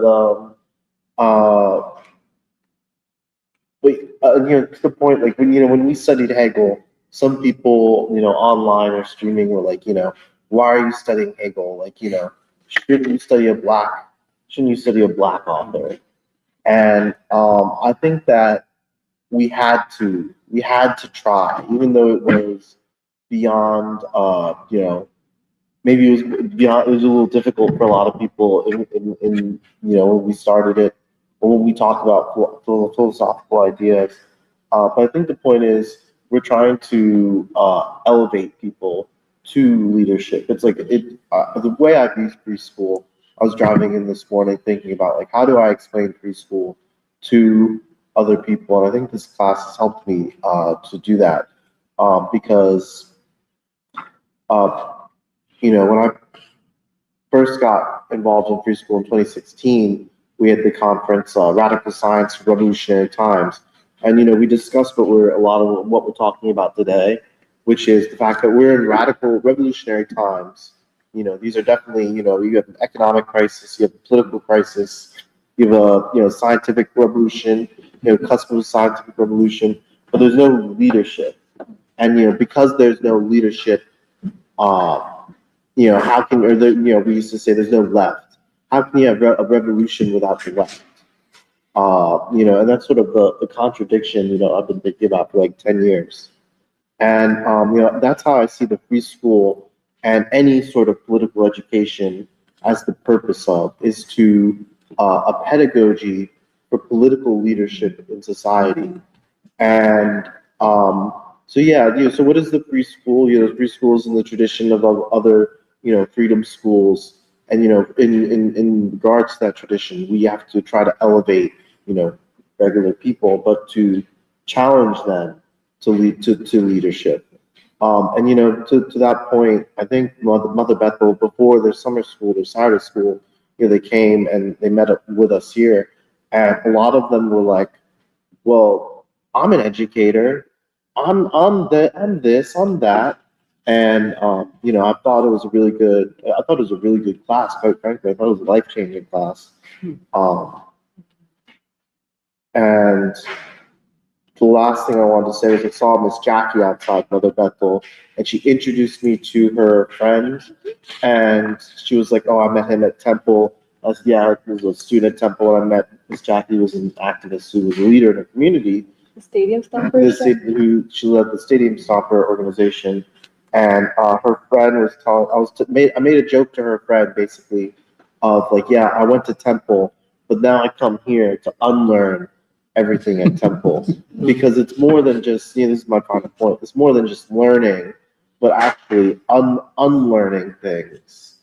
I was just thinking about 2016, and that was just one of the lessons I learned from that year. I'd been fed so much bullshit about the educational system, and then I was unlearning it. And it was a task, it was a different type of task. That's sorry. Yeah, I guess I'll be really brief too, which is just to say I just appreciated our conversation, also to be able to have, I feel like we are a group in which if you were to ask us these kinds of questions, there's nothing that we're hiding either about our approach and our framework, and this is what it means for us to also, as I was even reflecting a lot on what we were saying about the theory of change. Like, we have one, and we are here to test it, and we're here to test and sound it with people, because we're not ones to, in this sort of time, want easy answers either. Like, that's, the important thing, like we were talking about this too last night, but like, we're not looking to be dogmatic in this time. In fact, the more creative and more like creative, but at the same time grounded in what we think is like there's so many ways I think people have proposed like what the way out. This is a very fluid time, but also this is a time when people are demanding, like, there must be something to be done, but what is that? And if it's not going to be an answer that really actually compels people, or only compels them for so long and then sputters out and then leaves them wondering what was that, then we're not satisfied with that either. Many things that we were even bringing up earlier in this part of this conversation, but it is, I'll just say again, or kind of echo what Jeremiah, you were saying, which is like, I think it would be really dangerous for us as facilitators to pretend that we have no opinion, because I think it encourages other people to hide theirs too, or to make it so that, and especially that's, in regards to children too, and like teachers. And I was just having a conversation with an educator who really felt that that was something that she, learned really quickly, like to hide the fact that like she is an educator, had an opinion, really taught what would have been the lesson for the children would have been that they shouldn't, take a stand on anything either. So I think it's really important that, to take a step back, not just in the context of like, the education of young people, but, to be able to envision the kind of conversation, this democratic conversation where we really truly believe and want everyone to be able to participate at all the ages and from where they're coming from, but also, as we're discussing, like towards a shared objective, I think is really important. And like to even hone in on week 3, where, the question of children and youth, that was really central. It's like the very middle heart, core of this, 6-week, school. And there's such a compelling reason that was something we knew we could not skip as a topic. Many of the people in our that we would be speaking to in Mother Bethel, of course, are educators, but also it's the lessons learned from the Birmingham Children's Crusade, but also even the conversation that always comes up of like, what of our youth?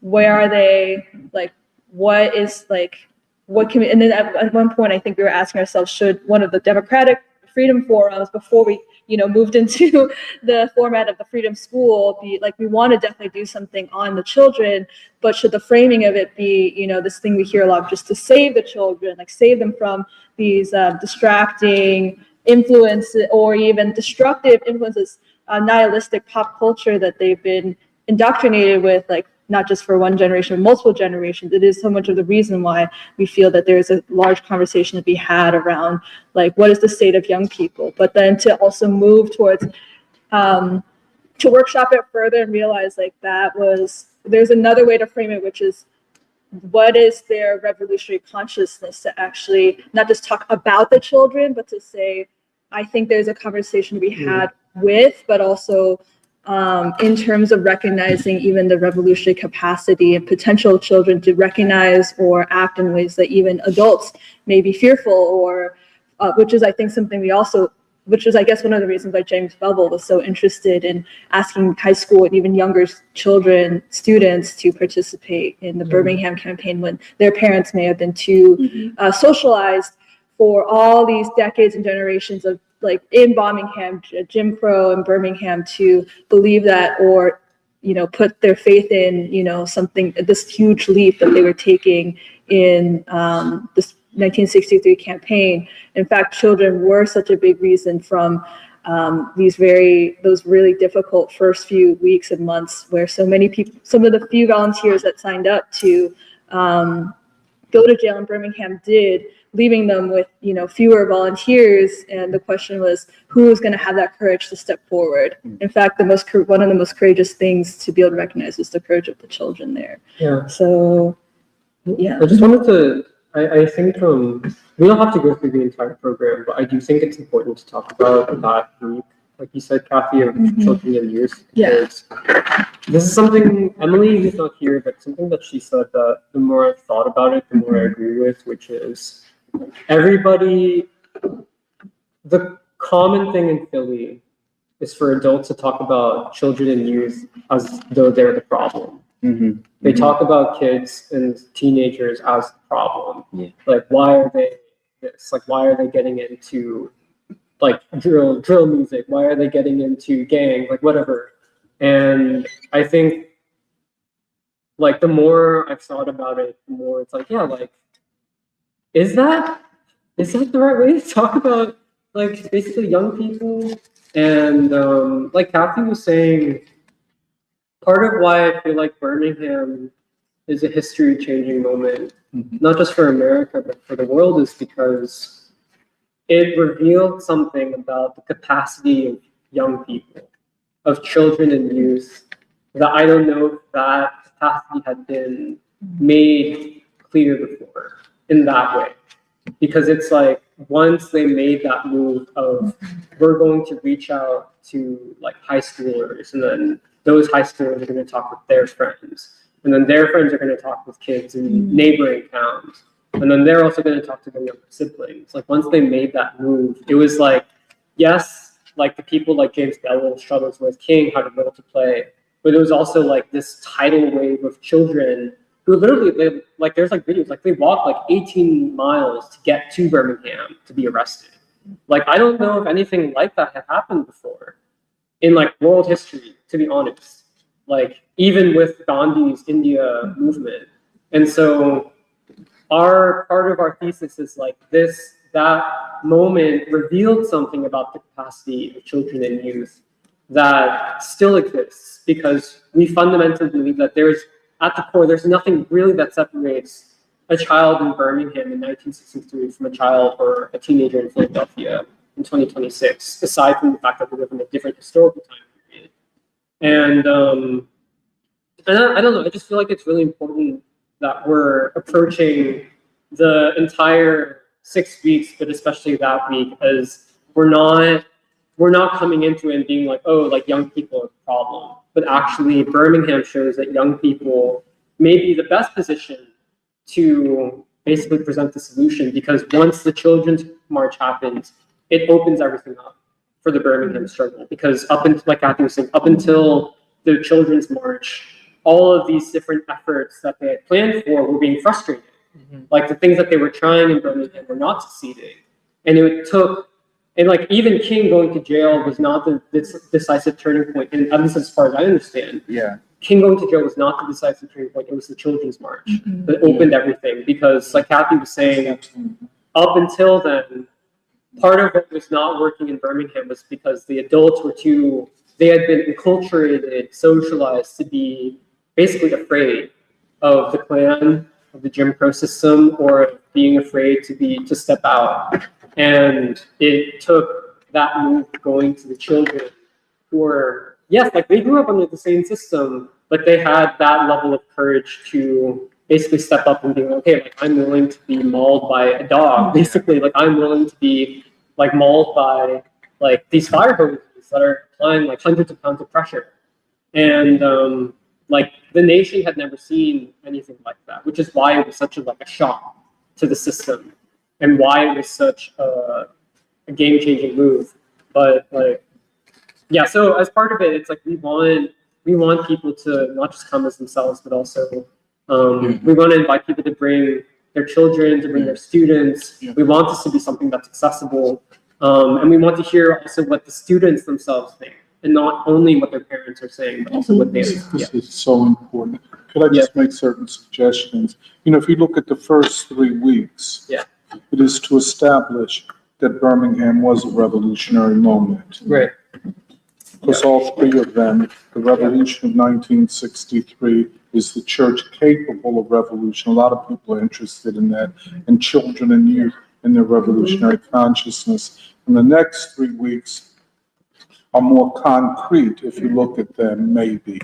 But I think that is very, very important to establish this. But I hope just that as we mobilize, I think this week is going to be a week of each person mobilizing his or her networks and friends and family to come. And if each of us takes on the responsibility to bring at least one person. Of course, Mother Bethel, they mobilize. They mobilize better than we do sometimes. Yeah. No, and I give a lot of credit to the leader of the church. We can't underestimate her contribution. Yeah. But I think, among other things, I don't know, is Moss 35 coming? No, we haven't reached out to them. We should. Yeah. We should. Do you know Eddie? We should give him a call. I think Yeah, Brother John very interested. Well, say that again, Jim. I think Brother John would be very interested. I mean, especially the children and youth, given that is what he has committed his life's work to understand the condition and the capacity of young people. So we got to reach out to them. Then Apostle Crawford. We have to, we definitely have to reach out to St. Thomas's Martini Shaw, Reverend Martini Shaw, and because we have a lot of work to do just in reaching out to people who can, especially, and I know Jerry Hart Suttler. On the question of, the whole thing, but is the church capable of revolution? A lot of people I know, Dion, she was very interested in this one, which is the question of what is the fate or the future of the Black church.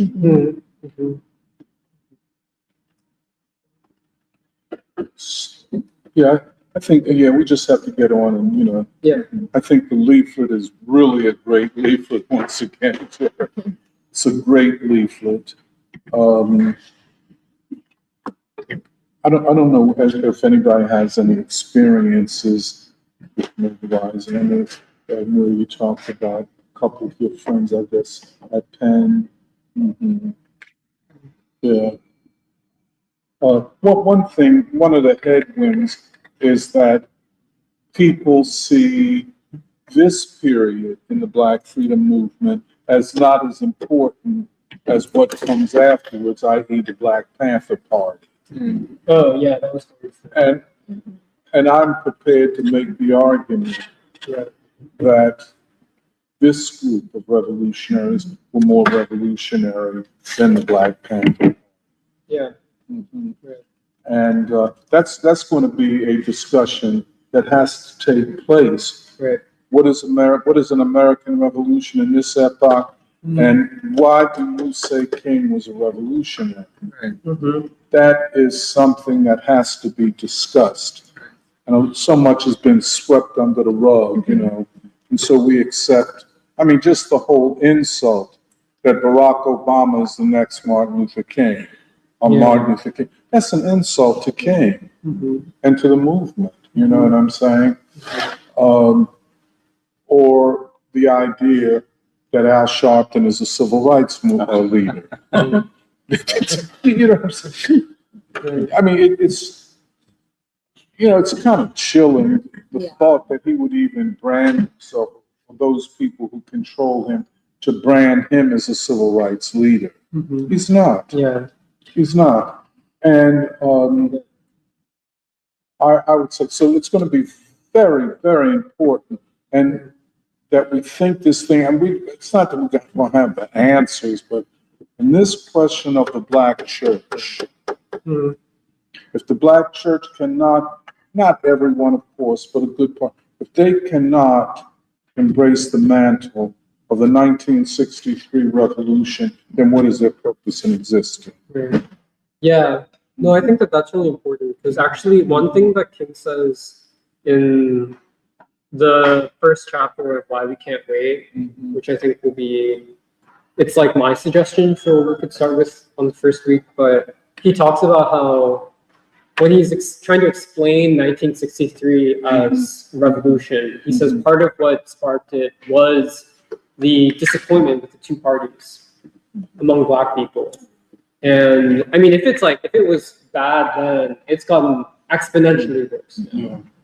And I think that's one of the through lines of conversation that I hope we're able to tap into It's going to be through the huge. 6 weeks, because it's something that when we do our Tuesday reading groups at the library, like this past week, I thought it was a really good discussion, because it became essentially almost a debate between this new guy, Lewis, who came, who's a kind of older Black man, and then another woman in our reading group, Geraldine, where he was basically saying, like, why should we have faith in Black political leaders? Right. Why should we have faith in the Democratic Party when they have failed? They've been in power for so long, and they have failed to actually govern the city and to make good on the promises that they've made to the people. And then Geraldine was like, well, we can't criticize Black leaders. Like, it's bad to criticize Black leaders because they have a higher bar to meet. But those are the kinds of discussions that actually we want to bring out into the open, because we know that people are thinking about it. And I think it has a lot to do with King and with the Birmingham movement, because the entire idea of nonviolent mass disobedience is that you're going outside of the existing political, because you've basically said the existing political channels that exist are not sufficient. They are not responding to the people. Therefore, we have to make a leap outside of the existing political system. This is one of the unfinished aspects of the Birmingham movement. You see, if you think about it, hey, John, tell me what you think. There's more emphasis upon Selma 2 years later than upon Birmingham. Why? Well, Selma was the right to vote in 65. But Birmingham and much of the voter registration activity in Mississippi and rural Alabama was separate from the Birmingham movement and SCLC. I think one of the arguments that we make is that the SCLC was the wheel within a wheel, the center of a revolutionary movement. And when you study Birmingham, and you look at it very closely, King is not the king that you think you know. They were not talking in the way that you think they talked. They were talking very differently. And they went into an environment where the arms were not open wide. I mean, I would argue that the majority of Black churches, the Black preachers, were against King coming in because they had just had an election and a reformed segregationist had won. So they were saying, a lot of these churches were saying, well, why do we need you here? That's when King makes the statement in the letter from the Birmingham jail about a different ecclesia meaning community, the spiritual church within the physical church. Think about it. The spiritual church within the physical church. And so we don't have to wait for a pastor, no matter how prominent, to give us the go-ahead. We are bound by certain ideas. The other thing, I guess we're going to talk a lot, but this is going to be very interesting. The other thing is, what you'll get into the second one, what was King's position on the Black church in 1963, 64? And the implications of this are so huge for this time. I guess for you all's generation, who've only been fed one narrative, unchallenged, you know what I'm saying? And if that's the only narrative for you all, there is no sky. What do you fight for? And you got enough people, my generation, who are prepared to tell you, but there's nothing to fight for. Which must be horrible. To be 30 or 29 years old and an old person that claimed to have been in the civil rights movement to tell you there's nothing to fight for. What do you mean there's nothing to fight? See, that is moral abdication. By the way, we're going to have to talk about that too. Moral responsibility and moral abdication. You know what I'm saying? What is moral cowardice? I know King formulated his sleeping through a great revolution, but you could also equate the sleeping with moral abdication. And that's why that letter from the Birmingham jail, he talked to 6 white churchmen, but he was really talking to the church itself. This is, I'm sorry. No, go ahead. Go ahead, I'm finished. Oh, I was just going to say that this letter from a Birmingham jail, when you mentioned moral abdication, one of these formulations that King makes in this letter is justice too long delayed is justice denied. And for me, that struck home, and I think that was a revolutionary stance to take at that time, because you're right, like a reformist government had taken over. The previous government was not stepping aside, and there were 2 governments at that point in Birmingham, and everybody was kind of saying that this is not the right time. Like, the Attorney General Kennedy was like, this is a very bad time for these protests. And so they should kind of learn to have their protests at a right time. Yes. And this goes back to what Jerry was saying, that we have to help time. And I think that was really deep.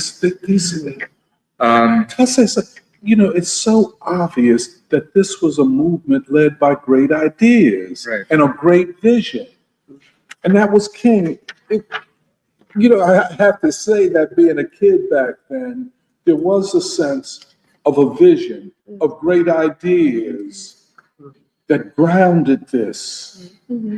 I just And the more I think about it, I think this is also, Birmingham was also the point where like King began to show a kind of leadership that was not present before that point, because I remember we were reading in Taylor Branch, Yes. like within first couple of days, 500 to 600 people were already in jail. There were no resources to get these people out or plans, and everybody was really worried within the SCLC leadership. And King at that Gaston hotel, he was like, he told I think Wyatt T. Walker that I don't know if I can raise money for the people in jail, but I can go to jail with them. You know, I mean, that's something that, you know, it does, of course, remind you of the other great revolutionary movements, but to do it in the midst of all of that hostility and chaos, trying to organize the community in a very, very segregated state. And that is when, you know, I feel like that is when non-violence at that point became less a tactic of persuasion and more a tactic of what we talk about, getting the people to see themselves. Like, is it almost a tactic of exposure? Yes. You know, You know, by the way, if I could just interrupt, you know, on the children, the children prove to everybody else what was possible. Yeah. Which is why you cannot rule children out. Children, they prove to the adults what was possible. I was Okay, I'm sorry. I was watching the Eyes on the Prize documentary this morning, and I can sort of hear it still in my head, where the children were being pushed into like police vans, and they were singing, "If my mother don't go, I'll go anyhow. If my mother don't go, I'll go anyhow." And how can you dismiss that? How can you dismiss children who have that level of But revolutionary? it's been erased from history, which shows you the ideological power of the ruling class. Yes. It's been erased, and we have to rediscover it. That's why, you know, when you see campus protesters against Gaza, like, and Israel's genocide. The thing is, like, what are you doing? Your children stay in school, learn something, contribute to society, without acknowledging the revolutionary history that has produced these students. You know,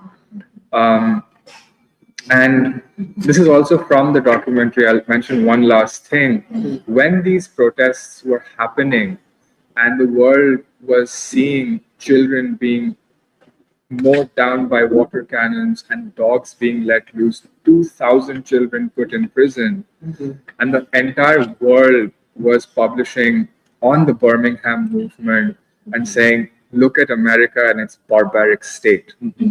Governor George Wallace made this statement, and I'll paraphrase it, which is that these countries who judge us, they better remember that our foreign aid feeds these countries in the world.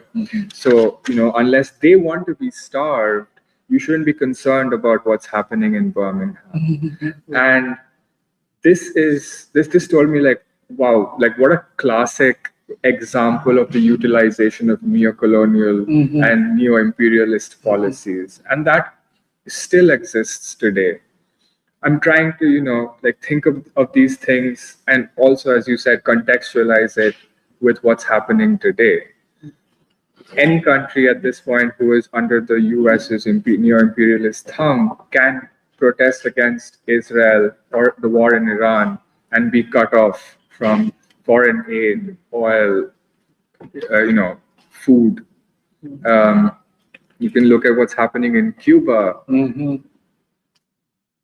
And you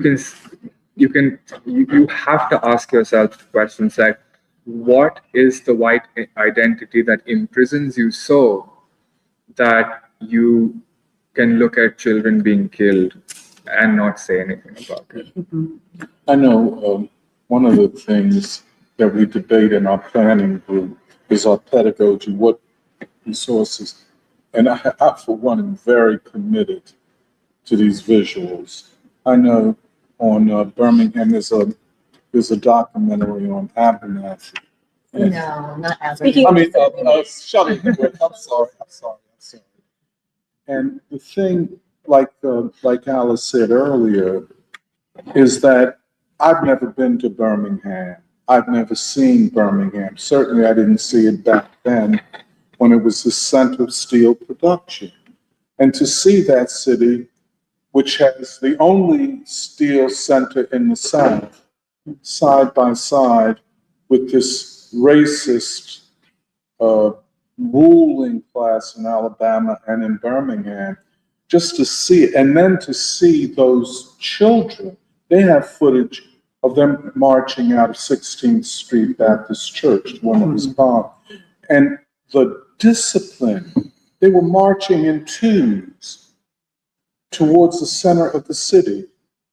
These were kids, I mean, teenagers and kids. It's, I'm of the opinion, it must be seen in order to be imagined, because we've not seen anything close to it since then. I agree with you about that, Jerry. Maybe this is a unique moment in human history. You know, Birmingham, and we don't know enough about it. I know how little I know. I thought I, know we're reading and such and such. And thus, I guess King had written his death warrant at that point. He became too powerful. There's so much we have to go through about that. Go ahead, I'm sorry. I mean, did you guys want to continue? Well, just like one small comment, but like, I think with what Shantanu was saying too, I feel that the clearest parallels between the behavior of the white citizens of Birmingham in that time to today it is the Israeli settlers. Yes, It is the Israeli settlers oh, yeah. who right now Yeah, I agree with are that. ransacking Gaza and the West Bank and the ways that they behave. But the interesting thing, Isn't it interesting that all racist movements in the 20th century, at least take from the United States? Yes. Yes. Hitler Where did took they learn eugenics from the United States, and the Israeli regime learns everything from the racists in this country. right. But it's like we've said this before so many times, but what does it say about whiteness though in America? That so many people, including white Americans, are becoming increasingly disgusted with Israel, the actions of Israel, and the behavior, not just of the Israeli government, but also of Israeli citizens at this point. Maybe. Actually, I was going to say something. Did you want to go to India? Maybe we could read some comments. Yeah. Oh, yeah, sure. Okay. Let me just go to Well, actually, can I just make one comment? I think what you said was also timely. I forget what he actually said. But my point is, preschool, we're doing so much in the next 6 weeks for the year, but something else that we've been thinking about is Fidel and King. But the reason why I bring this in is because actually these 6 weeks that we've planned, studied for, actually is also perfect timing in a sense, where we're studying Fidel because this is going to be his 100th birth year. And so we've been studying Fidel and the Cuban Revolution, and by studying those, and then in parallel with the Third American Revolution, we've come to see many of the similarities in terms of the ideas and the vision of a moral revolution, and then also the mobilization of the people, especially of children, in the fight for freedom. But seeing those in parallel, I think this formulation, Nuri came up with, of the Cuban Revolution and the Third American Revolution has helped us to, Eddie, has helped us to clarify what are revolutionary movements for the future. But Yeah, wait, before you go, I think reframing the civil rights movement, not like basically in a fresh way, where what was this movement as one led by great ideas and a great vision, I feel like in some ways is one of the more inspiring, and like it inspires something, I think, in your imagination to think about it that way. And I also feel like that's my overall like emotional impression of the Cuban Revolution, which is that it like unleashes something in actually like all the people who are involved. And I was thinking about it because when I was reading Taylor Branch in like Birmingham, Taylor Branch basically says like, oh, James Bevel was like a little bit crazy, but like the crazy was kind of good, or it was a little bit necessary, where you need to be daring enough and like just crazy enough to actually like imagine something like very fresh and very new. And I think in some ways, like the whole point of revolution is to actually change or to overturn. And I feel like it does involve like some amount of risk. And I think the other piece of it with like children and youth is that they have a very intact imagination. And I also think that they have like actually the spirit of like wanting to try something new, wanting to be creative. And I think that in contrast to adults who, like everyone was saying, like have been socialized into the society, like despite maybe mentally being like, yes, I know that's not right, but in your heart, I think you can become adjusted to something that is illogical and also evil. And I don't know, I just think that like there's an interesting like dynamic between like adults who should protect children, but also I think like let children actually be the best of themselves versus like adults who want to protect children by suppressing like who they actually can be. And I guess I was also like just thinking about it with the whole like pro-Palestine movement and like the student encampments and stuff. And I think part of the question is like, for young people, you have that daring or you have that creativity, but you don't have to like reinvent the wheel. And so like, can it be grounded in basically like an understanding or like the actual maturity that it takes to like see a movement through to the end?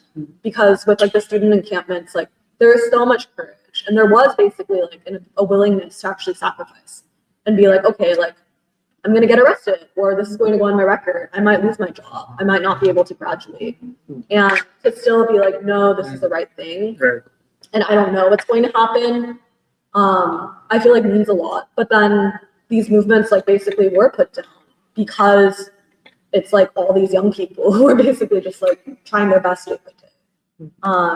And so I think part of what I'm interested in is like the consciousness of the American people, but also how much the consciousness of the American people generally, like that swing against Israel, how much of that does have to do with like basically like the young generation first, like making it clear that that was like the moral imperative.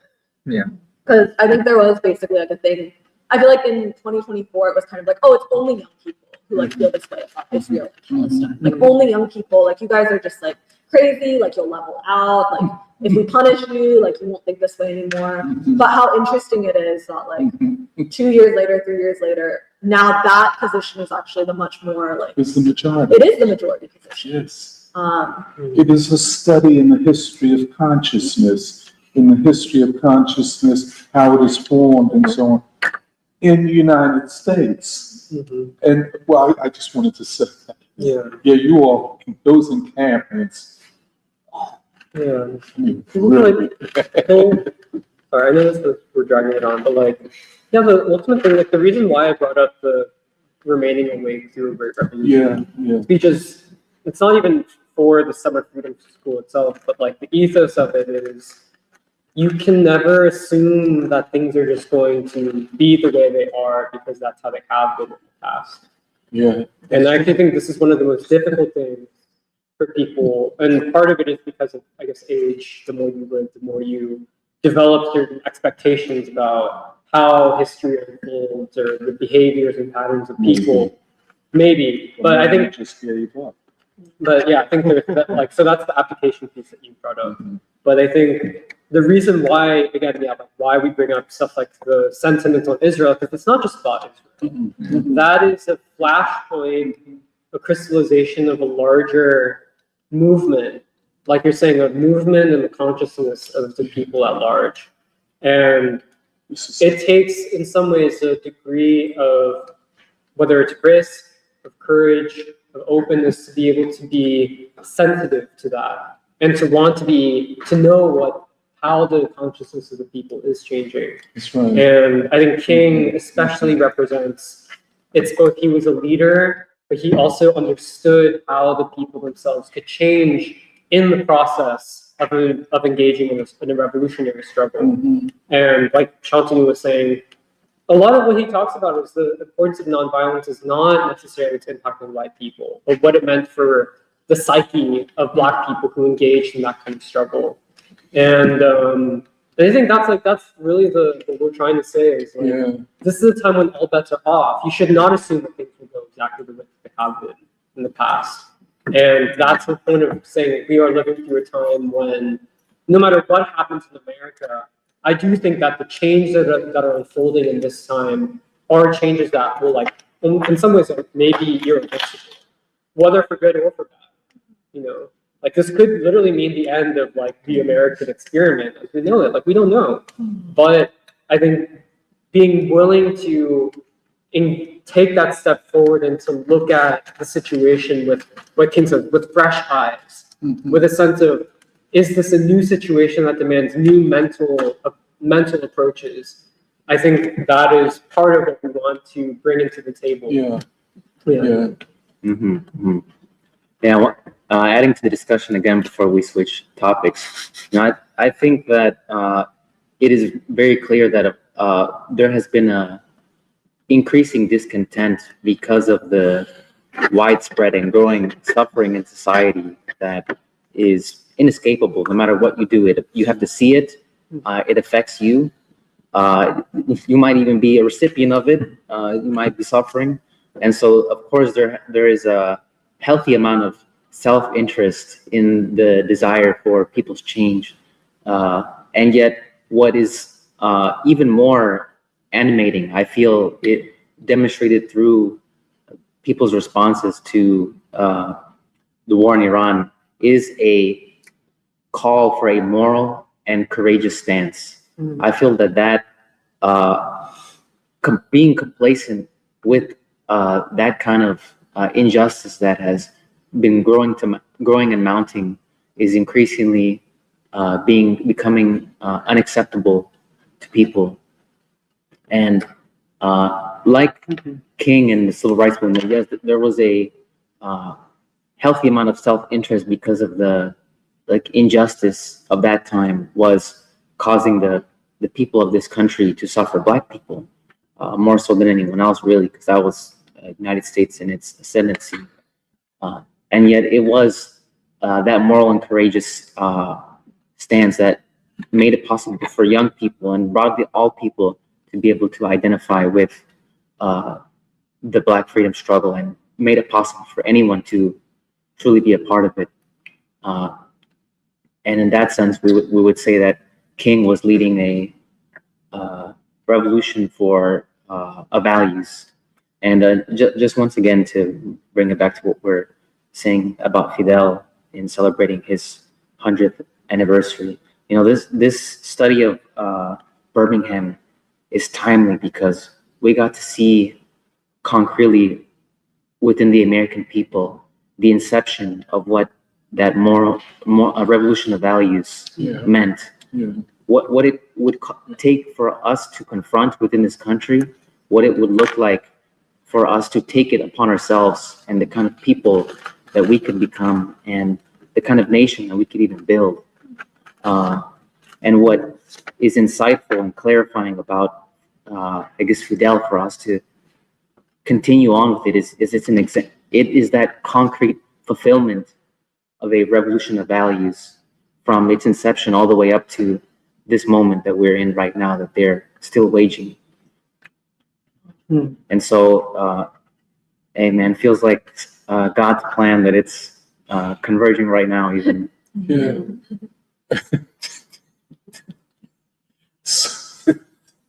I'm just thinking, in all of the work that we've done over these years to be ready,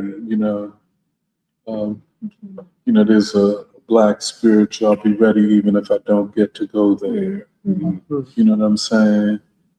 You don't have to see it, but you can help to contribute to making it possible. And that's what the free school is. I mean, that's where I see it. It's not no braggadocio, walking around West Philly with AKs and all that, man. Come on, dog. I guess, no, I ain't gonna say that. I'm gonna say being an OG in the free school, which is a unique experience. And I recommend it to all my friends who are my age, but they don't take me up on it. I tell them all the time,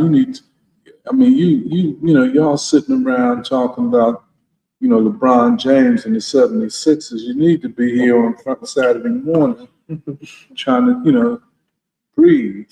But, it's a lot of things like y'all are saying. Y'all got it right. You got it right.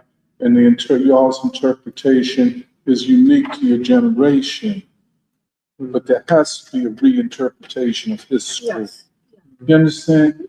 Because there's been so much garbage, especially at young people. You guys, and I guess, like say, Shantu, to see those images of those, first of all, for us, looking at it with Alice, seeing them march with their Sunday best dresses on. Isn't that right, Alice? Marching 2 by 2. I'm saying, whoa. And this was not like anything that came after it, And I would say that much of what came afterwards was a mistake.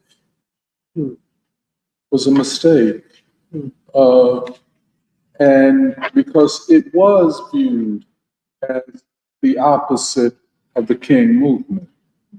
It was.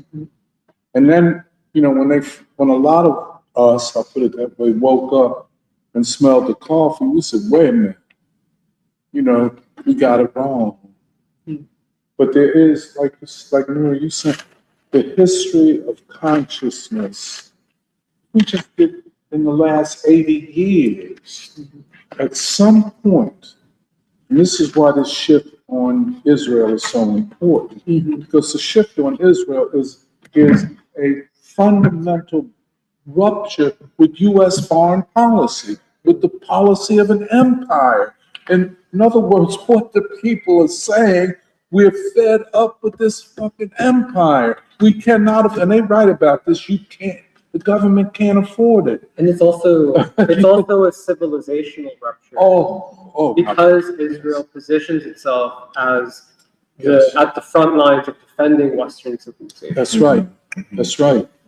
And what's Naya's article on this, which gets a lot of resonance on social media. When Trump and Rubio and all of them kept talking about civilization, white civilization and shit, well, they told you what it's about. We dug it before they even said it, but then they came out and fessed up. Yeah. You remember? Well, there's a thing that I shared with people who are reading Fidel right now, but it's the State Department released this report on Cuba as it's part of the ongoing effort to basically starve Cuba and then probably inflict regime change.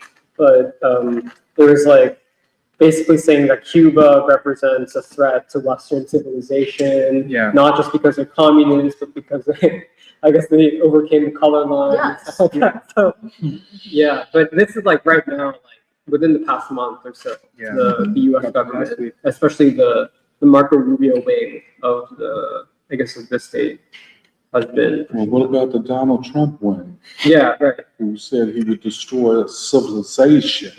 Come on, dog. You're going to destroy piece of shit, man. That in itself is a Hitlerian war crime. It is.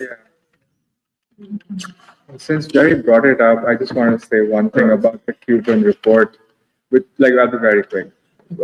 And I was telling these guys yesterday. I went through the report, and it sort of goes back to what you said in the very beginning of free school, which is they need an enemy. They need to somehow establish an enemy and fight against that. But the enemy is never poverty or unemployment or the growing debt. It's always, some other foreign government. And in this report, they say that these rising anti-war sentiments, campus protests, anti-war protests, and they also club Black Power in there. Like these new leftist movements are being like their ideology is being funneled through Cuba. Like Cuba is the reason. Cuba is where these ideas are cultivated and propagated, and then they eventually make their way through to America. And so it is not really something that is indigenous to these people, to this nation. Like they're so reluctant to believe that the American people can ever be anti-war. They're so reluctant to believe that they could ever say, no, stop bombing children in the Middle East. And so they have to establish either Cuba or China or Iran as an enemy so that they have some semblance of moral authority and legitimacy still remaining. Absolutely. But Yes. I feel like they have lost a grip. The center has not held, and that's why they keep making these reports on Cuba and Iran and saying that this is a civilizational crisis for us. This is an existential crisis for us. Well, perhaps they're not wrong. It is an It is. Yes. And I feel like it's not all you had was basically all this wealth that was extracted from all these people. But Cuba, you can't say that Cuba is like an economic threat to the United States, No. but it is a threat in terms of the values that it holds. Yes. Because it's an example that the white supremacist social system of the United States is not the only way for a society to exist. That, in fact, the United States, like the American way of doing things, is not natural. Yeah. It's held in place by basically a state that has declared itself the enemy of all of humanity. And I feel like, I guess it is kind of like when we were saying the teaspoon of How do y'all say it? How do you say it?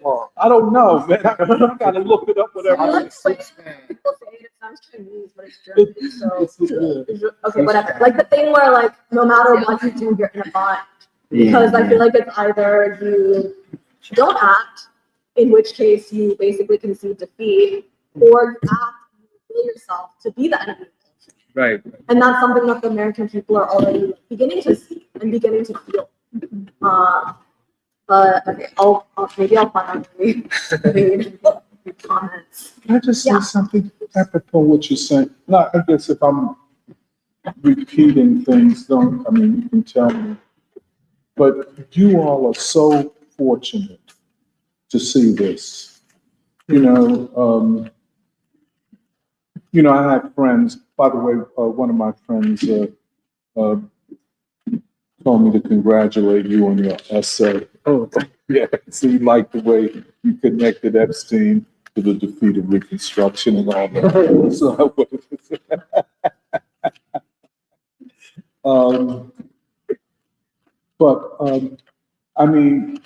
You all have every reason for optimism. You can see light at the end of the tunnel. I can't say after Vietnam, after the civil rights, and then of course with the collapse of the Soviet Union, it was hard to see light at the end of the tunnel. But now it is very clear. It's going to be difficult because the ruling elite will fight. They're not going to throw in the towel. But I agree with you. It is a swung It's wrong. in that whatever move they make, they lose. They do not, Trump keeps talking about he has the winning hand. Whatever move they make, they lose.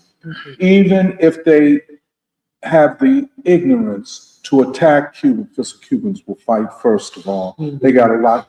See, they have not forgotten those 20 or so fighters that died in Venezuela. Part of that blood is on the traitors in Venezuela. But they ain't forgot about that. So if you come down there, just like if you go into Iran, be prepared to catch a bad break, which means you want to, don't go down to Cuba. Please don't go down there, because the Cubans will fight and they're ready to fight. They have every reason to fight. It's not going to be no Venezuela. But I don't think they can go into Cuba, because any move they make, and they know it, every move leads to the same outcome, defeat. And I guess it's that optimism, King talked about, with this optimism, I go, return to the South. Remember that after the Nobel, with this optimism. And I think it is with this optimism, that we go into this summer school. It is with an optimism. Okay. I'm sorry. Try one more time. Okay, Allison Margaret, Todd, Medusosi, M. Sparks, say good morning. Kwame Madden said, great show. Gregory Muhammad said, peace and blessings, Saturday Free School family. I'm in Tinley Park, Illinois, at our Nation of Islam International Training Conference. I'm watching until I have to go to the next training session. And then this emoji, this emoji, this emoji. And then people in the chat were saying good morning to each other. Someone named Norman Radio says, I'm listening from Toronto, the sound is shaky. People reported from New Mexico and Pittsburgh saying that the sound was fine where they were. David Ball said, it could be my imagination, but I noticed that the popular media Marxists like Gerald Horne and Richard Wolff never allude to dialectics in their presentation. That's an interest. Could I just say something? And he's absolutely right. But certainly Gerald does not, he's not dialectical. He's very mechanical and almost, I would say, just if you want to make it, almost Aristotelian. To know, or the concept that if you know the thing in essence, you know it for all time. Actually, there's an essay in Avant-Garde about that very question. Because, in the first issue, Jahan wrote about Gerald. They engage in taking us up to the historical door. They engage in taking us up to the historical door, but are afraid of the personal consequences of walking through it. It's like they're preserving something they can't afford to lose if they act like powerful, courageous vanguards. And if Horne isn't a Trotskyist, someone should pay him. Bambalai said, this is 100% about liberation. It's about freedom. Put it simply, we're fighting against Babylonian mentality. Caterpillar Zen says, always amazing to be here. The sound quality does need a little help. Okay, Bambalai said, this space is for those who know right from wrong, do's and don'ts. You don't need to be a scientist to partake in freedom. Celebrate the beauty of simplicity. Megna said, the purpose of free school is to struggle for the truth. That experience is sometimes challenging and uncomfortable, especially at the beginning. But I truly believe there is no other way to live.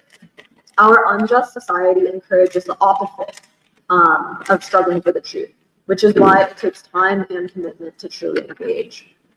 David Ball said, the boomers locked revolutionary reimaging in the present and haven't moved since. That's the legacy of the failure to the current generation. The outmoded lexicon for which we used to describe ourselves reveals the fact. I guess that boomers are like nostalgic and just want to talk about the good old days or the past times. That's a good way. Okay, and then M. Sparks said, the boomers are like every generation in 6 societies. Said Miles Langston appreciated the program. Bambalai is shouting out Iran and Iranian civilization. David Ball said, there's nothing more dangerous to the imperialist than an example. Even nuclear weapons aren't as dangerous. And then shouts out, like, I give you Vietnam, I give you Cuba and Vietnam as those examples. Yeah, okay, and then I think that's pretty much the comments, but we appreciate all the commenters.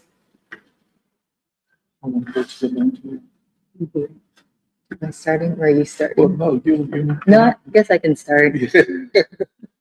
Well, I guess there's been rumblings of a free school trip to India at the end of September into October. So this is the official or announcement of it, discussion of it.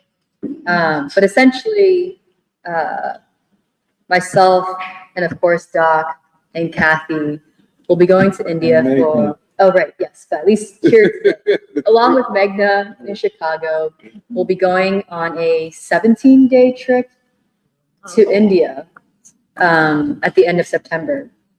The basis of this trip is for peace and for friendship. It is a political and a revolutionary trip. And in many ways, it mirrors the trip that Martin Luther King made, or the pilgrimage that Martin Luther King Jr. had made in 1959 to India, where he met Nehru, not Gandhi, but Gandhi's family, along with Coretta Scott King. And also Bove, Shantu, the Gandhian that came, what's his name? Some Bove or Bave. We'll look it up. okay, Well, they definitely also met Indira as also. Yeah. He met Indira, yes. Trying to think. We'll find, we'll look it up. Talk. so regardless, it's 17-day trip, and we will be visiting various cities in India. So this includes the first stop, which is Bangalore, then to Madurai, I believe, then to Shantiniketan, I think. We might go to Mumbai. Okay, Mumbai, Shantiniketan, Yes. and Calcutta and Delhi. Yeah. And across these different cities, which I guess Shantanu can also confirm, it's a very diverse set of cities throughout India. And then across these cities, we'll be visiting various institutions. Doc will be speaking at these various institutions that include various Gandhi peace organizations, universities, cultural institutions, such as the Indian Institute of World Culture that Martin Luther King Jr. had visited then. So it's a very And Tagore's University. yes. Do you want to go through all No, the list? go ahead. But yes, Tagore. Well, is it Tagore's University? Because we're still confirming. We're not gonna be in there, but the place right next door. All right. Yeah. But it's a host of different organizations across India's political and ideological spectrum. And the purpose of the trip, as I mentioned, is ideological, is political. It's since King's time, and maybe a decade after with Ramesh, there hasn't been such a trip of not elite institutions or Western or universities, elite universities in exchange of the people.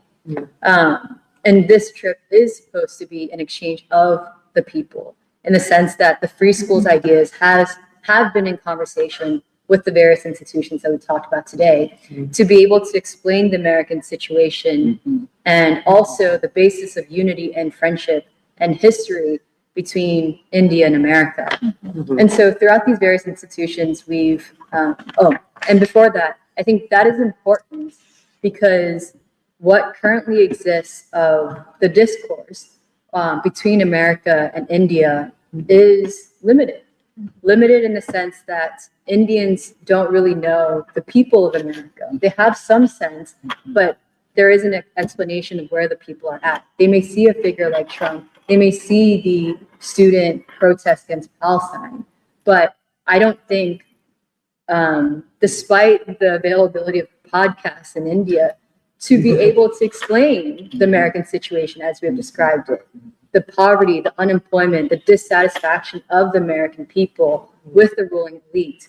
And also this other thread of, Gandhi and King. There is some historical memory of King, and even of Gandhi, but it's not, at least from our conversations. I've never been to India. You've never been to India. Kathy has never I think been. you were in India for I that. was, And a layover.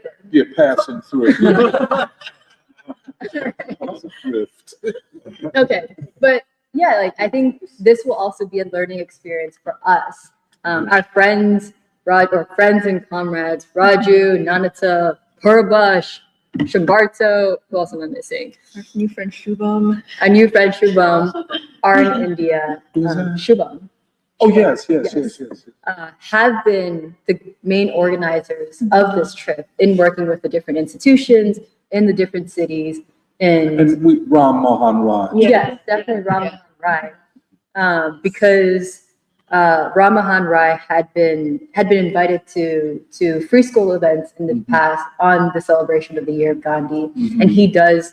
I think he's the general secretary of the Gandhi global family.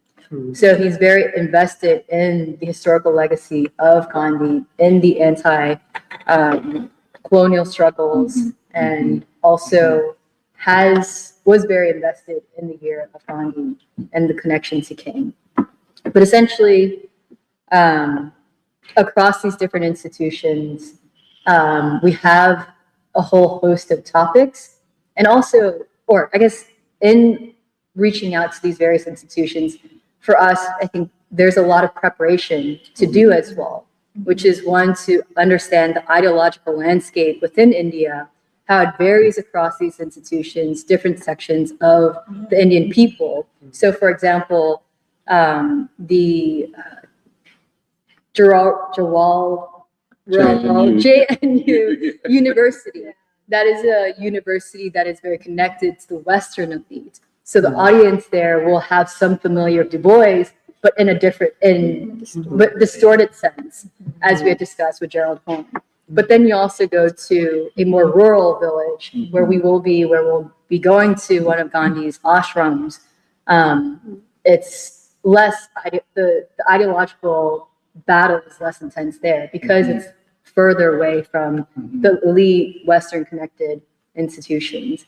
And so I think a lot of our preparations have been trying to, talk with our colleagues in India, in the United States, to understand what are the political dynamics going in. I think the other piece is based on the various institutions to talk about essentially what the free school has been talking about, or in various ways. I think some we've been talking about more explicitly in free school, such as this question of war and peace from Vietnam to Iran, or from Vietnam to collapse of the Soviet Union to Iran. And then there's also, or the connection between King and Gandhi. And then others, I think, are newer territory for us to explore as we're preparing for this trip, such as the relationship or the complementary ideas of a figure like Tagore and W.E.B. Du Bois, who knew each other, who described in the time periods that they were alive, to see the crisis as a civilizational crisis, to see the collapse of Europe, and to see how actually the collapse of Europe does not mean the collapse and end of man. And to be able to turn away and to see Asia and Africa, including Afro-America. So it's going to be a very intense trip. I'm going to end there so that you guys can add. But it's going to be a very intense trip because it's 17 days in India. It's a new place for us. Of course, we'll have our comrades in India, and also Meghna, who has been to India. But there's a lot of, we are prepared for this trip, but there's also a lot of preparation for this trip to be able to explain the American situation. Because for a lot of Indians, there are different strands of thoughts of what exactly is America. Some still are drawn to the technological, scientific project of America. Others are disillusioned with Trump, with war. And I think there's a lot of opportunity for us, for man to know man, as we have talked about with Du Bois, to be able to explain the American situation, but also to understand the possibilities of a shared future with the Indian people. I think one last thing I was going to say. There's the India trip in September, but I also do feel that with the earlier discussions around the Summer Freedom School, that will be a very critical part. And I don't just say it to say it, but I do believe that it will be a very critical part of our preparation to our trip in India. I think right now we have a sense of what we would say when we go to India to explain the American situation, to explain the possibilities of the American people. But I think actually in these 6 weeks, we will be learning a lot too, in terms of how are these ideas that, we've discussed with people, but now really going into an intense study, going to resonate with the people. And I think we will learn a lot from those 6 weeks to be able to take to India as well, to speak to the readiness and potential of the American people to struggle. And so we go into the Summer Freedom School with optimism, and I think we also go to India with optimism, because there's actually a lot of negativity brought to India about the American situation and the world situation. Thanks for starting the conversation, but actually you also ended exactly where I thought I wanted to pick up, which is that today's conversation ultimately, to me, about especially even where free school is at, and also where we're headed with the Summer Freedom School, which is specifically about Birmingham and specifically about King's campaign. Like, it's not lost on us. Going to India will be an important, we will be continuing, or in fact, I think our studies of even, the week 4 of that Summer Freedom School will be, of course, on nonviolence. We are going to India in so many ways to understand what the modern, roots of nonviolence in the anti-colonial struggle, and then also, what it meant for King and the Third American Revolution to declare that nonviolence is a revolutionary strategy that makes sense for America, and specifically Afro-America, and that, as we, declare from our own time and for this moment, that nonviolence continues to be the revolutionary strategy for this crisis in this time of the U.S.'s collapse, that the empire's collapse, and also what we've been talking about in terms of the fundamental context for everything going forward being this defeated by Iran, and all the signs of white supremacy and empire being on its back foot, but making sense of that both here for the American people, but also, as Alice was saying, going to India, starting from that place, or going to the place where also one of the longest relationships, if not probably the longest relationships between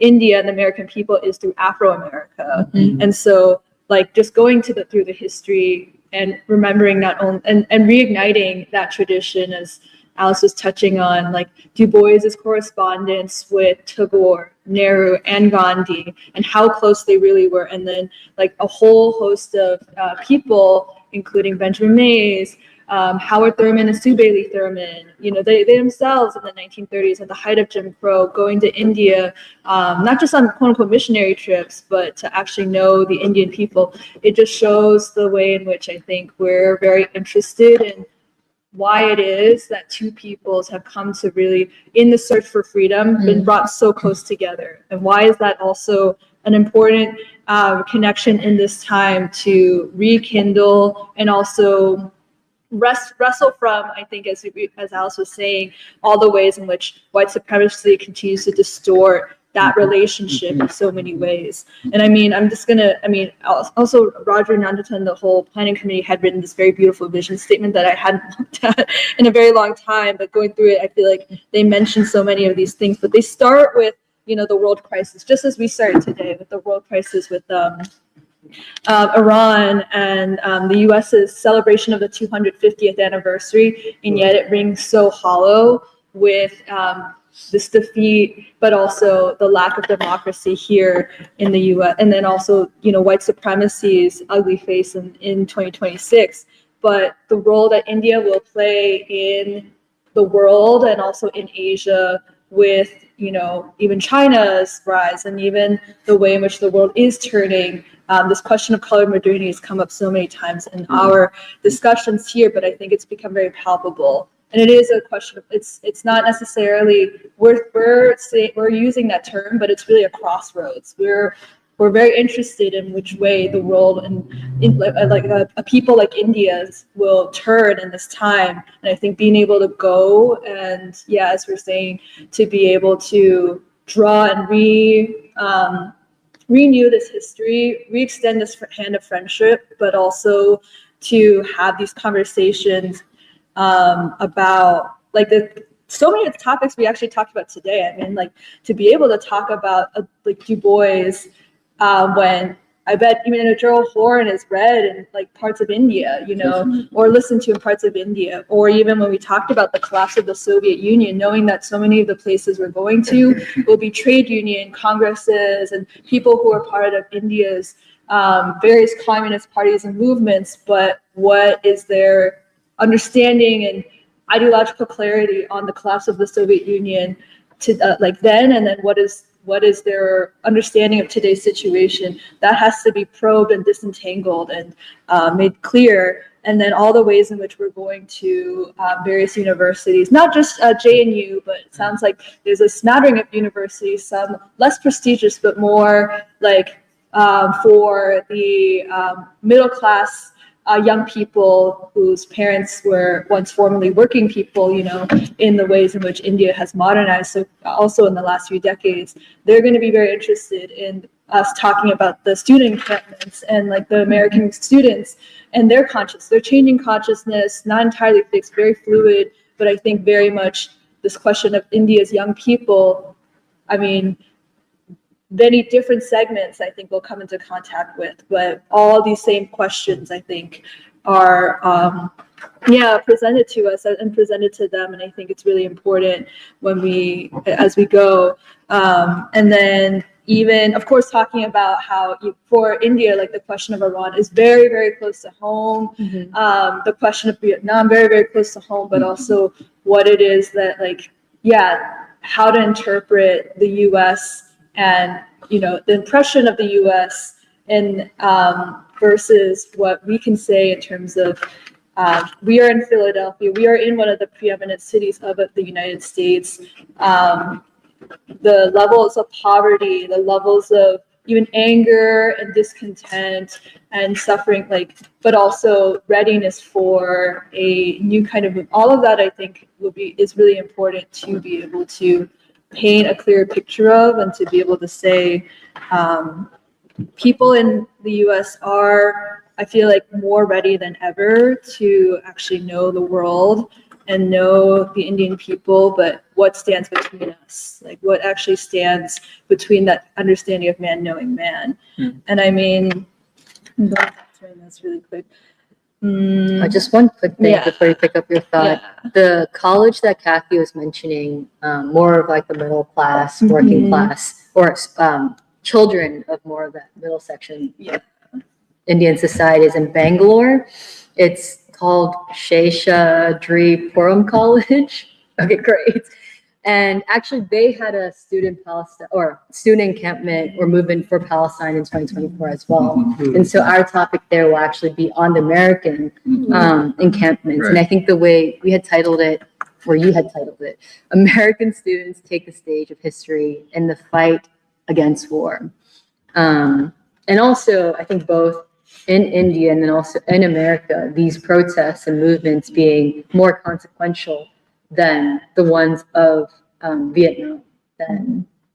But just one thing about that one. Yeah. I was also just going to read really quick from a portion of the vision statement that I really liked, which follows after the context of the world crisis, which is about the question of modernity and where India is headed. And it just reads as India moves towards its own modernity, several questions face us. How do we characterize the Indian freedom struggle, and what was its revolutionary significance in creating our present order? If Western modernity is no longer the only substantive example for the future of the world, what will take its place? Will each nation follow its own path, or a distinct colored modernity, which might be possible, based on the interlinked future of the darker nations? How will Indian modernity retain and continue its own ancient civilizational inheritance? How can we study and know the logics and movement of our own people? These are the questions that face not only us in India, but people in all developing societies. And then they go on to say, like, yet our intellectual class is facing a crisis. Its subservience to the West and and American universities has stifled its creativity and made it incapable of facing these challenges. It's promoted reactionary theories of identity politics and postmodernism artificially applied to the Indian context. It has become imperative that we in India understand the roots of the current crisis in the US and the reorientation of world systems in our own terms. The answer to this challenge is not to retreat from the West. Instead, we must engage in genuine democratic intercivilizational dialogue. In our view, the foremost example of such a dialogue in the 20th century was the African-American engagement with the Indian freedom struggle. And then that's when they go on to list, Benjamin Mays, Mordecai Johnson, William Stewart Nelson, the Thurmans, Howard and Sue Bailey, but especially then go on to Martin Luther King. And so I feel like those are the questions I feel like I was trying to paraphrase, but I just wanted to read those exactly how they had formulated that, because I think it is something where even the question of us making sense of our own revolutionary inheritance from Birmingham, I mean, we've talked about it all day today. There are a lot of challenges in how people have been, this very tradition and legacy has been kept from us and intentionally distorted into a kind of liberal narrative that doesn't allow us to see the revolutionary potential that it actually can gift us in the 21st century. And so my understanding is that in India, of course, the great freedom struggle of Mahatma Gandhi and then the 1947, all of that, or even like subsequent leaders such as Indira Gandhi, are all, part of the, national narratives of, statehood and who we are as a new nation. But how is it that this new generation of young people in India are going to actually be able to look to that revolutionary legacy and see that as what it is, and also understand it through the eyes of even Black folk, or through the eyes of how we're seeing it through revolutionary lenses. So I think that is also something I'm very curious to better understand or get a grasp of, because I think those challenges are, shared between our two, societies or contexts. And then the last thing I was going to say is, I think there's a really exciting topic that we're also, there's a lot of exciting topics, but one that would be, I think there's just room in the itinerary to be able to explore things when we go towards, say, the cultural institutions. Even not only is it this year's, Fidel's centenary, but also Coltrane's centenary. And I think there are institutions in Philly beginning to celebrate it. We're not sure how exactly they're going to do so, but one way I guess we are beginning to think about it is to also frame it as John Coltrane and the music of Afro-America drawing upon India as two civilizations in the struggle for freedom linked together. And so to be able to understand that pilgrimage that Black musicians such as Ellington and Coltrane made towards India, it also had to have been accompanied by India's own artistic and political renaissance in their own music and cultural and civilizational, I wouldn't even say productive, but just their own inheritance and what they in the 20th century were able to do to reinvigorate their own art and music and literature and poetry with political significance as well. I guess the last thing I'll just say is something I was thinking about when we were talking about remaining awake through a great revolution. I was also even thinking about King's speech, which is like, I think it was his final speech, I've been to the mountaintop, where he starts off by asking, like, many people ask me where I would actually be born and when, if I had the choice. I'd fly over all these different civilizations, Egypt, like the 16th century, all of this, but I would rather, more than anything else, be right here with you all here in Memphis for the sanitation workers strike. And there are times that I feel like, of late, I ask myself, like, well, would it have been easier for us to even literally have been born during the Birmingham movement and actually seen a revolution unfold? Or would I have actually, even there are times when I look back at what free school has done in the last, like not just the last 5 years, but the last 10 years that I wasn't so part of. When you all did the year of Du Bois and the year of Gandhi. And I was always like, that was so momentous. I wonder when I will move to Philadelphia, what will, our contribution or like time in Philadelphia really how will it take shape? What will we do? And actually it takes moments like these to step back and realize like, oh, we are already in the stage of free school that I don't think anyone could have anticipated exactly, but we have been building on that. And I think this trip really builds on both the year of Du Bois and the year of Gandhi, but also everything that has come also after. And before, but I think there's also something where I'm also realizing, like Jeremiah, as you were saying, like there was a part of me that I guess was waiting for the chance for free school to be able to go to somewhere like India and actually, meet and talk and know people and bring these ideas again, like as we were having this conversation about even bringing the ideas that we have been thinking about and mulling over for so long to people with it, like just in the city, but these ideas don't just belong to, Philadelphia or this country, they belong to the world. And so to actually be part of a trip like this is, sometimes I can't believe it when I go to sleep at night that it's actually happening, but it is really momentous. I just don't want to over exaggerate that, but I really think it is. I know for myself, I don't think it keeps me up at night, but I'm anxious most of the time about the trip because I didn't know it was going to be like this until I asked Alice one day, I said, Alice, would you house sit for me when I go over to India? And she said, house sit, I'm going with you. That's when I found out that Kathy and Nathan, so it's going to be like a crew. Yeah. But we cannot underestimate what Nanditha and Raju have done. Yeah. They've taken this on, in a big way. And we meet every Friday. And they've set up a welcoming committee in India and a committee here. I don't know whether it's a send-off committee here for the trip. But, I agree. Now that I'm beginning to understand everything and I'm still trying to get my head around it, I have to tell you, I do suffer anxiety about it because it is so much and so much preparation.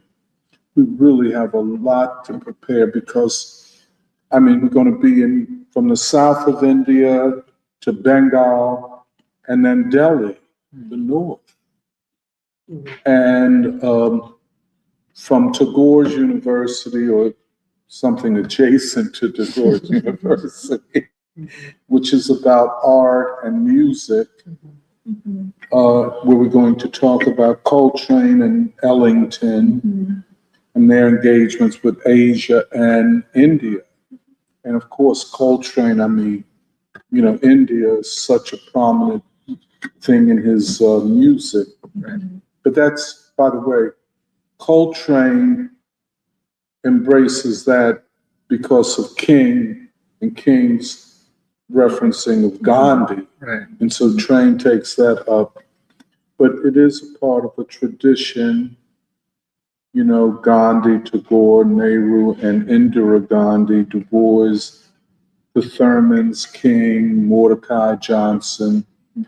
These interactions have been deep and profound.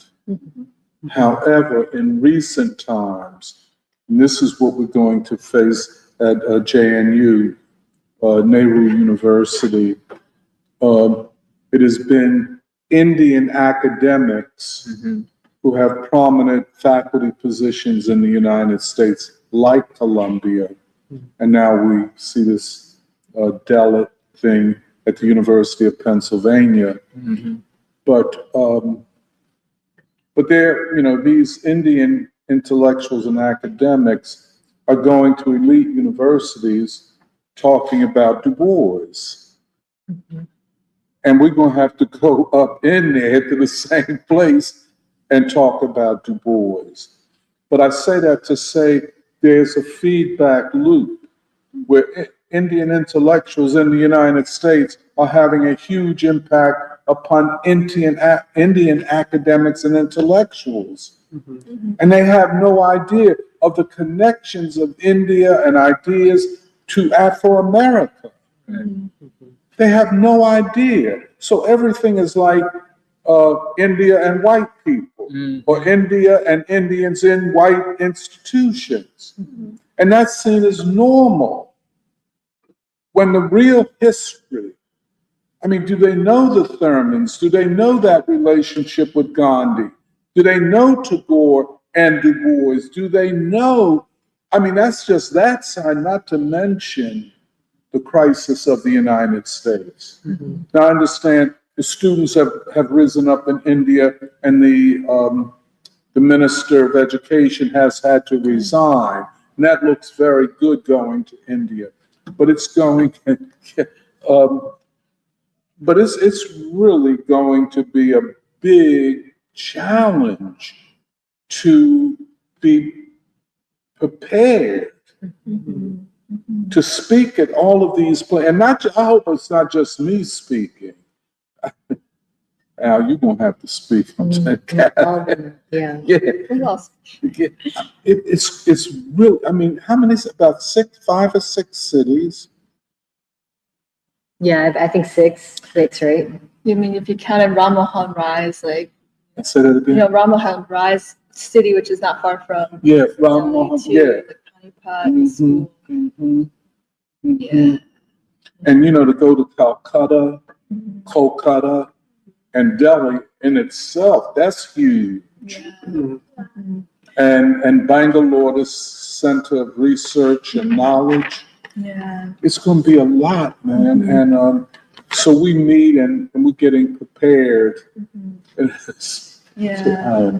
It's just, my heart starts beating. That's why we started early, and we have a big team to do it together. And then, it's good that Purba and Sambarto are over there too, because they're going to be very important.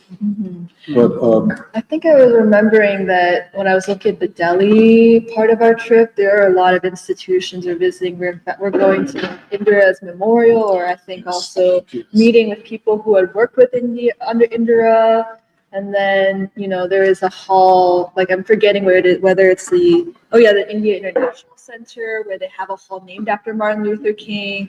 I don't think we're speaking in that room, but in an adjacent room, there's a lot of diplomats that we're meeting there. Right, yeah. So, it is really a really diplomatic trip, too. It's huge. And then one last thing, which you might find of interest, is that we are actually going to speak about Black gods actually on this trip. Yeah, which I feel like the opportunity to talk about religion in India or Black gods in India in India.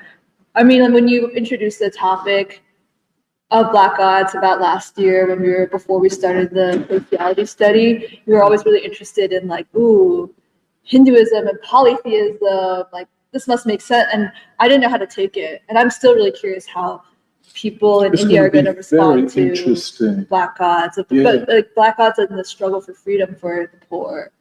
Yeah. Well, I think even with this, Nandita was saying how in India there is a certain perception of Christianity, a negative perception because of the missionary work. And how do we, even from week 2 of the Summer Freedom School, conceptualize the Black church and the role in revolutionary change, and explain the role of Black gods as being different from the missionary work, Yeah. The imperialist. imperialist white. And so, I mean, I don't feel too nervous. I do feel nervous, but I feel that because a lot of the work that we're prepared, like we've been prepared, and, you know, we've been prepared, and also preparing through the Summer Freedom School because will help us in our trip. So, And because even when we talk about nonviolence, the weapon that heals, where does nonviolence come from? Yeah. Where did King get Yeah. this strategy for the Black freedom movement?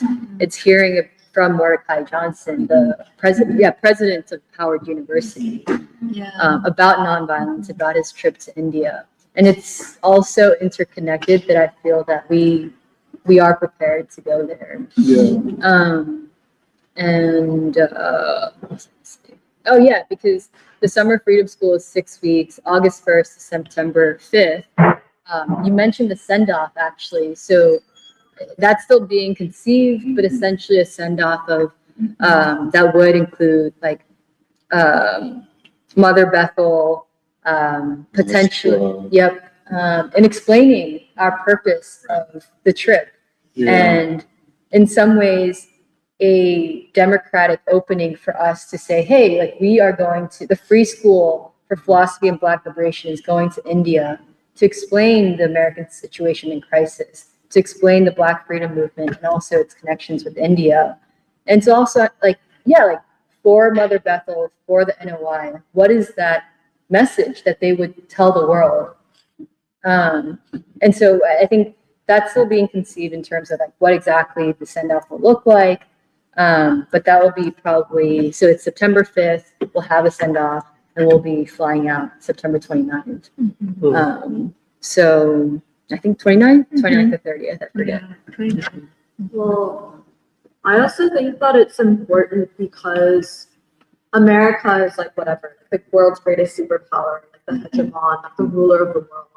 But then India is a country of like 1 billion plus people. 1.5. Yeah, 1.5 billion people. Like that's so much of the world and so many people. And it's a darker country that was colonized and not fought for its freedom. And I feel like in some ways, like if you think about how war hungry and how like out of touch the US ruling elite is, like all this talk about like Venezuela overthrowing Cuba, but let's go to Iran, like let's have war with China over like AI, all this stuff. I feel like it's also important because the American ruling elite has no concept of diplomacy. It has no concept of friendship. It only has a concept of bullying and forcing and being like, you bend the knee, like you do whatever we want to do. You don't have any sense of dignity. Like we do not respect you as human beings.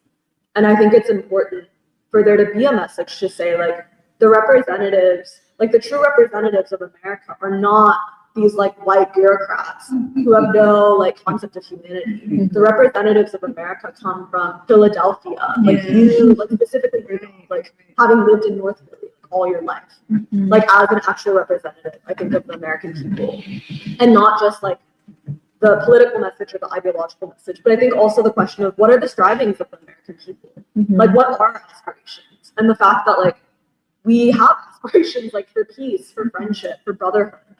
And that we have not forgotten like the pilgrimages that have been made from like Howard Thurman, like Martin Luther King, or even like Ramesh Chandra coming to visit like America as part of the World Peace Council and primarily visiting like, the Black institutions, the Black community. I think it's important for it to also be initiated from our side to say we come in the spirit of friendship, like we have not forgotten this and actually we want to renew it for this time. We come like with the will towards brotherhood and towards knowledge, and we do not believe that the state like represents us. Like if anything, like we want to revolt against the state, and we come to India like seeking a renewal of like that weapon of nonviolence that allowed us to like carry out the revolution. I've just been waiting for Get your passport. No, but I think that that's like Get your visa. but I just think that that spirit is like really important.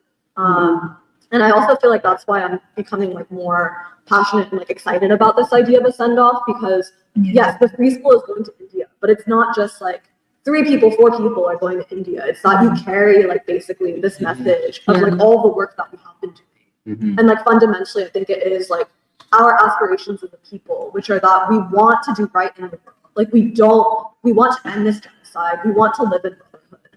And we also like seek basically like, I don't know, like we seek encouragement and like energy and something that can help sustain us and like build that experience too. And I feel like that's also the special meaning of like the connection between like India and America, which is both like the ideological and the philosophical and the religious, but also I think just that like spirit of beauty with like culture. And I feel like that takes you in some ways even further than just like, here are like the political things of like our manifesto, but it is like actually a civilizational tie between India and Afro-America in particular. That's going to be one of the key things to argue that Afro-America is an alternative civilization within the United States. Because I feel like there are historical precedents for this kind of trip. The obvious ones are, like we've already talked about, King's trip, the Thurman's trip to India, but you can even talk about like Du Bois going to China,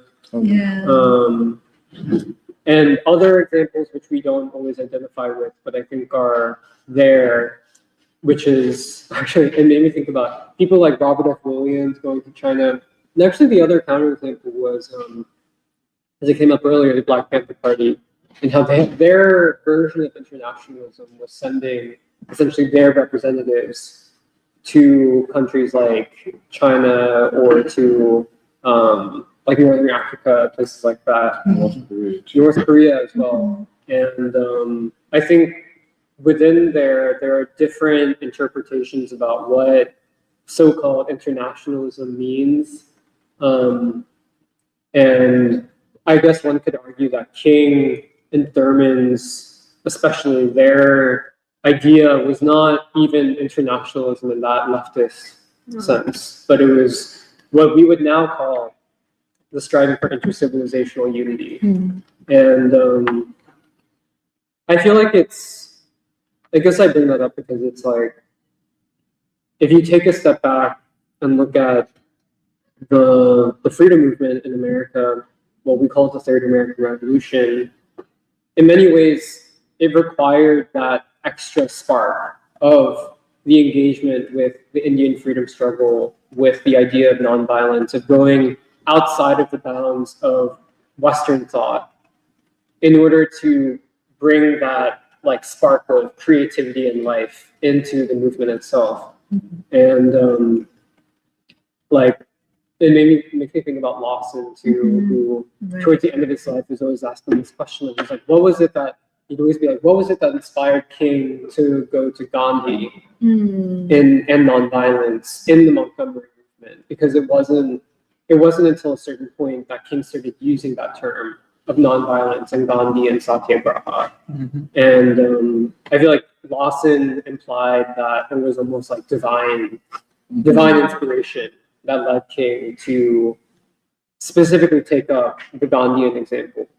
And yeah, I feel like at its best, or I guess at its most hopeful, or what I hope comes out of the trip, is that kind of cross fertilization of ideas and of spirit, and something that, yeah, can help inspire like a new generation, whether it's in India or in the United States. So yeah, I'm really excited to hear what comes out of it, and we'll be missing you guys. I'm like talking like it's about to happen. It's not. We have like, so we're not leaving next week. I know. Yeah. First of all, I think the person you were talking about is Vinoba Bhave. Yes, yes. I think I clocked that a few minutes later, and even Meghna messaged me.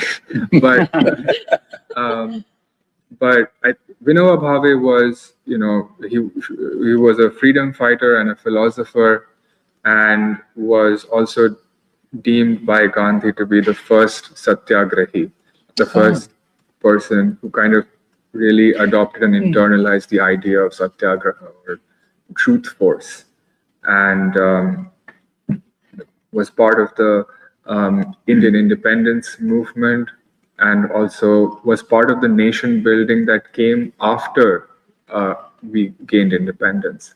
So, and for King to come and talk to this Gandhian, this almost, a spiritual successor of Gandhi, because he was an advocate of nonviolence and, civil rights. So I think that meeting, I didn't know about it, but then I read about it and I was like, I wasn't taught this history, and I think that this journey that that all of us, or all of you, I'll say Free School is taking, is is a step towards a fulfillment of that ideological trend that has been established between Afro-America and India. I think initially, and even till today, I really think of this journey, this mission to India to be very similar to Romesh's trip to America in 1975. I think Nuri said a lot of things I wanted to say, but Romesh came to America seeking, like he was here to deliver a message of peace, but at the same time, he was also carrying back a message from the American people to the rest of the world and to India. And I think that our mission at this point is also in a very similar vein, to carry a message from Afro-America to India, but also bring back a message from India here.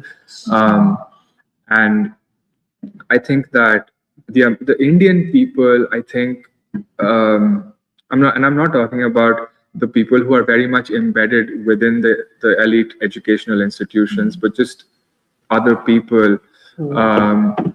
They sort of get information about America, as anybody would, by the attitude of the state and its institutions. So they are looking at Donald Trump and the government and the policies that they're bringing out and saying that, okay, this is what represents America. When the Democrats were in power and, Indians were pouring into this country, being offered a better life, quote unquote, in exchange for giving up a kind of humanity and adopting whiteness, they were thinking that, oh my God, we're very friendly towards America because, oh look, they're treating us with dignity or whatever. But now that the state's attitude towards Indians have changed, now they view the American state or the American people as a whole very differently, because there is a continuation or a kind of link that they make with the state and its people. And that's logical, I feel like. You kind of make that association in your brain. But as Nuri was saying, I think what the Indian people need to also hear is this crisis of legitimacy in this country. How we say over and over again that the state does not represent the people. And you have to know the people exactly by tours that like this, when you will go and you'll talk to the Indian people and you'll engage with them and actually tell them what the people are thinking about of their own government, of the American state. And the message is clear that we need to be united. We are both oppressed by the same white god. I think that this attitude towards Christian missionaries has a reason, has a historical reason, and here in America, there's also a historical reason why we would distrust the same white god. And so I feel like that bridge is what you guys are building and attempting to build. And I am really optimistic about this trip. I'm kind of sad that I can't go because if I go, I won't be able to re-enter the country.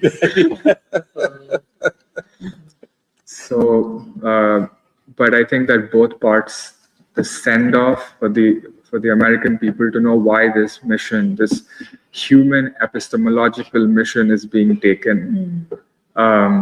Is going to be important here on the ground and also in India. And then, of course, the aftermath, which is you coming back and we unpack everything and we debrief everything. Also looking forward to all of that. By the way, we had to fly the northern route rather than through through the- Western Asia Through the Gulf because of the war. Because of the war, yeah. Now we're going to Paris as our layover Yeah, at the nice. Charles de Gaulle One of the most Airport. fucked up airports in the Happy for Paris.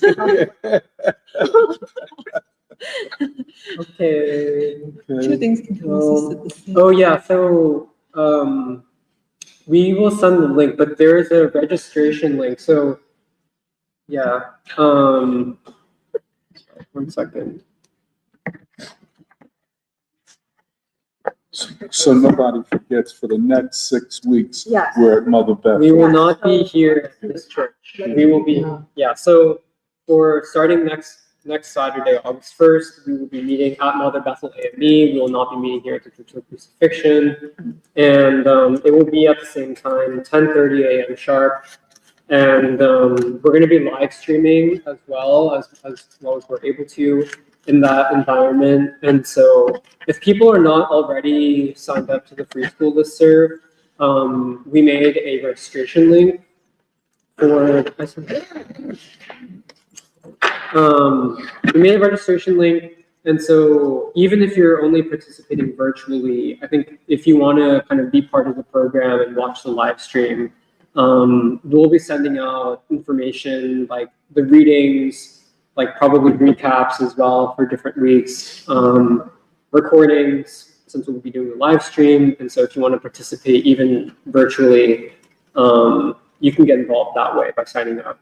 And so if anyone is also in the Philly area and wants to participate, if they haven't come to a free school event before, you're more than welcome to come. But yeah, so next week will be the first week of our 6-week summer Freedom School program. But thank you everyone for, I feel like I'm leaving. And we'll bring coffee and bagel. Yeah, we'll have coffee and bagel. And so please come actually at like 10:30, which means that we should actually come out at 10. At least to set up. Yeah. Okay. Okay. All right, bye everyone. Bye.